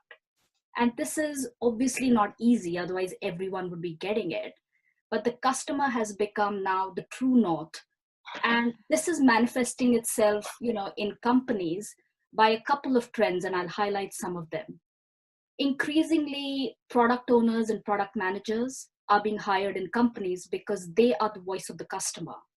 And it's their job to really understand the customer needs and feed it into the product pipeline. So they kind of own the customer relationship. The second one is that companies are now forming 1:1 relationships with their customers on social media increasingly. So this creates a nice, warm, fuzzy relationship which needs to be nurtured. But also ideally, that kind of feedback should again inform the product development effort. You should be, increasingly being customer-led. The third thing which I have seen is there's this new discipline called CX UX, which is customer experience or user experience. Increasingly, there is a UX designer at the table from the start, understanding how to craft a customer journey right from the point that the customer makes a buying decision.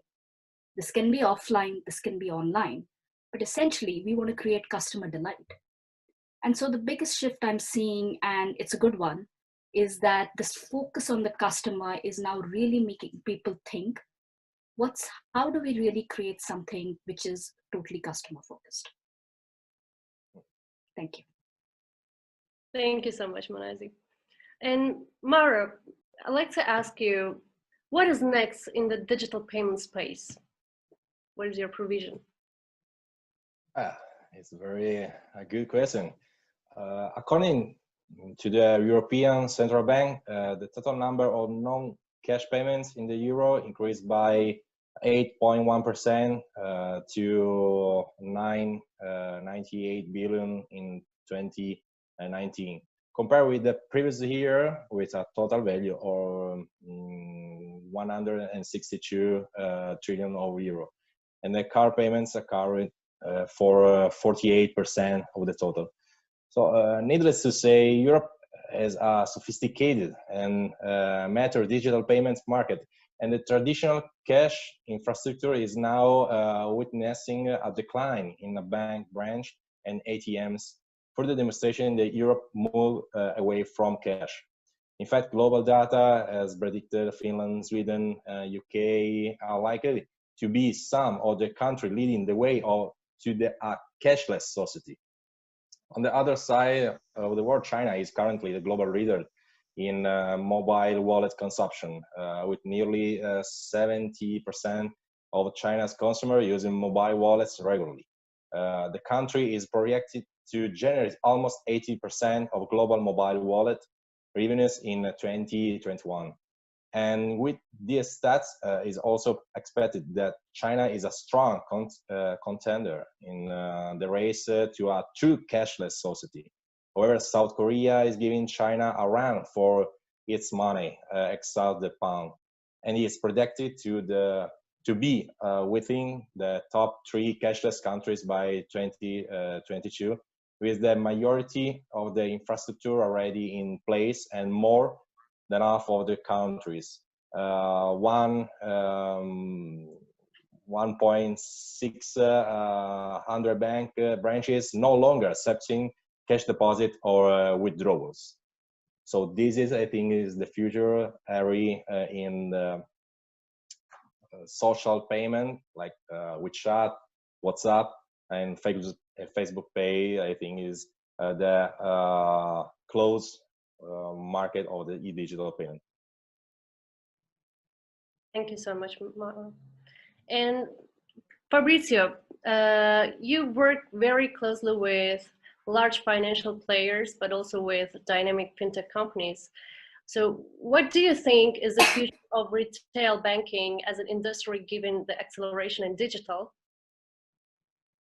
It's a fascinating moment, because I think at last, finally, also retail banking has come to a revolution, and it's one of the last industries. You know, we've witnesses telecoms, we've witnesses oil and energy, and now we come to retail banking. And Mauro, I need to apologize. I know you work for a large bank, and we love large banks. Our clients, and we like to work together. But you know, there's something that's fundamentally changing, and some of the actually big banks are also going there. But if you think about how a retail bank used to be built in the past, we always say it's built like a cathedral. So you start putting the foundations there, so the infrastructure, very big stones at the bottom, and then you start building on top, and you build your products on top, and then finally up there you put your front end, so the customer facing piece. So the cathedral was all built vertically, almost like a monolith. So whenever you need to go and change some of the infrastructure, like in a cathedral, it's not very easy work if you need to go and dig down all the stones that have been there since, forgive me, the Middle Age, right? So there's the complexity. Now, some of the regulations that was put in place recently by European Union, actually, where there's more innovation than in the US right now, is that we're actually splitting those two areas, the infrastructure piece, the product piece, and the distribution. One of the most notable innovation is open banking, where regulators have asked banks who have the direct relationship with public to share their data. So if I'm a customer of a bank and I decide to go and buy some other financial products by a new player, my bank is obliged to give the data to the other player so they can play, the player can play on a level playing field with the other. So we see basically three areas that are developing. The infrastructure area, we see some players, they are focusing on infrastructure like Thesis and some of the, there's been a big merger now in Italy with SIA. Some of the big players, they are selling infrastructure and services like banking as a service to new players that they don't have the bank behind them, and they can sell treasury, they can sell all they need to become a player. Then we see the specialized product manufacturer, the product factories. And one of the areas where we've seen more traction is the FX market. I'm sure you're all familiar with players like TransferWise, Revolut. We have crashed the market by entering a very narrow vertical where there was a very big advantage because banks were having high fees, and there was an opportunity to go and play there. And then the last mile, which is probably the most important, is the front end, where you serve the customer. And today we're all used to Apple, we're all used to Amazon, so we're used to excellence in customer service 24/7, and that's where many of the traditional banks have failed in new generation. So the insurgence of banks like N26, the same Revolut, but even Apple that is launching their Apple Card, where you just need to click. We try and experiment. Some of my colleagues have tried an experiment in the States, and they started queuing in a supermarket, and they started the process of provisioning the Apple Card, and by the time they got to the till, they were able to pay with a card that was in their phone, and they didn't have it before. So it takes like 6 or 7 minutes to get a card. So the combination of three things, I think, will be very beneficial for the consumer, who will be able to have the best customer service from the best front end and still benefit of all the products. So in all this, as I said before, MasterCard and many of the other players in the industry are trying to move away from only the card payment, and the payments industry is really transforming into what we call a multi-rail strategy. So it's not only card. Today you can pay with a bank account, you can pay with a number of ways, the one that suits you the best, and still you'll be able to maintain the same channel. So very interesting, very challenging for obviously traditional banks, but I know that, for example, UniCredit is investing in a number of different new technologies, so to compete with the others. So I think it's very welcome for the consumer. Thank you so much, Fabrizio. It was very interesting. And Manazu, I'd like to hear your opinion on what do you think about the digital revolution in payments and financial services, and where do you see the opportunities? Thank you.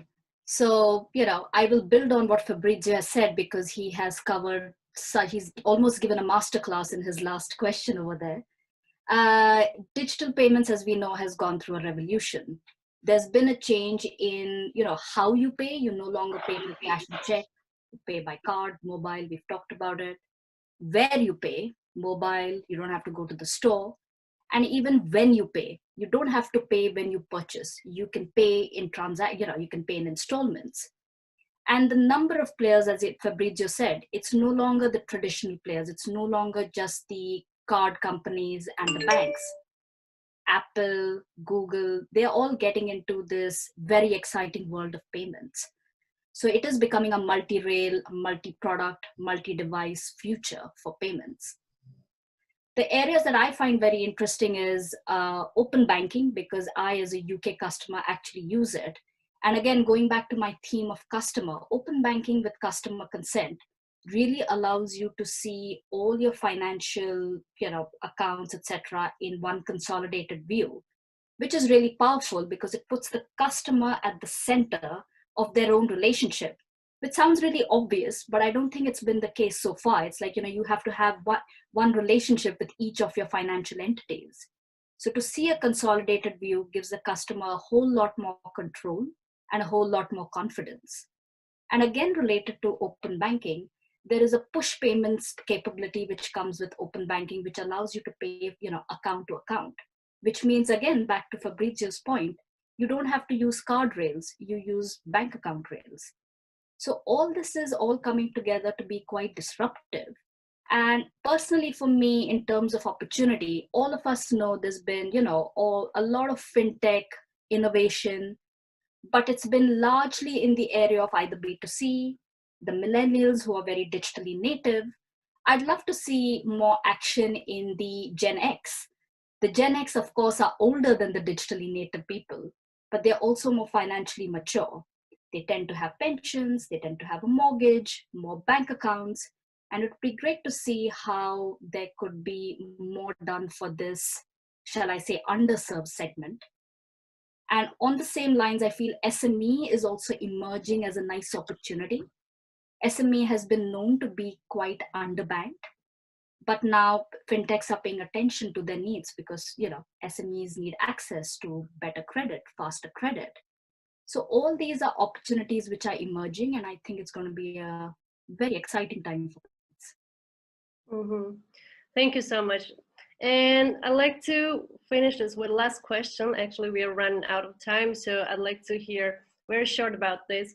And I'd like to address to Fabrizio. Fabrizio, in the past 12 months of lockdown, we witnessed an incredible acceleration in digital channels and digital payments. So do you think this trend is going to continue after the pandemic as well? Listen, in the past, whenever there was a big shift in technology, was because people found it useful and necessary. So, you know, product managers like us can design a number of products, but if consumers don't find it useful, there's no tipping point. And if I look back and, you know, a couple of big breakthrough, you know, contactless, you know, I think, Mazi, you also live in London. The moment where contactless really took up when we were able to use it on the underground and the tube, right? It's great to tap at the shop, but you don't really need it. When you tap at the underground and you start going and you see the queues decreasing, then when you start to, so that's the tipping point. Same for a card on file, right? When Netflix and Uber started to be there, then you really see why you need to put your card on file. So I sometimes get out to the taxi, normal taxi, the few times that I take it without paying, and they shout at me because I think that I've just paid with my card on file. So the need for digital, I think, in the pandemic has been very, very obvious by, as I said, many of the other generations. So I think this will give us a boost, and there's some research that say we've accelerated by 5 years in 5 months, and seeing the data, that's for sure. So I think, you know, we don't have any crystal ball, but I think by giving access to people who have never really done it before and showing them how useful it is, we'll certainly see a big shift. And, you know, for stock price of some of the digital players like Amazon and Shopify, I think speak for itself. Yeah, thank you so much. And yes, thank you for all of you for joining. It was very interesting, and hope our audience educated themselves and they just knew about the new trends and what's going on in the industry. And as we see, the situations led companies to bring new innovations in their companies, and the payment companies was playing very big role on this. Thank you so much for joining again, and hope you have a great time. Thank you. Thank you. Thank you for having Thank us. you all. Thanks. Today. Thanks a lot. Bye. Bye. Have a nice day. Bye-bye.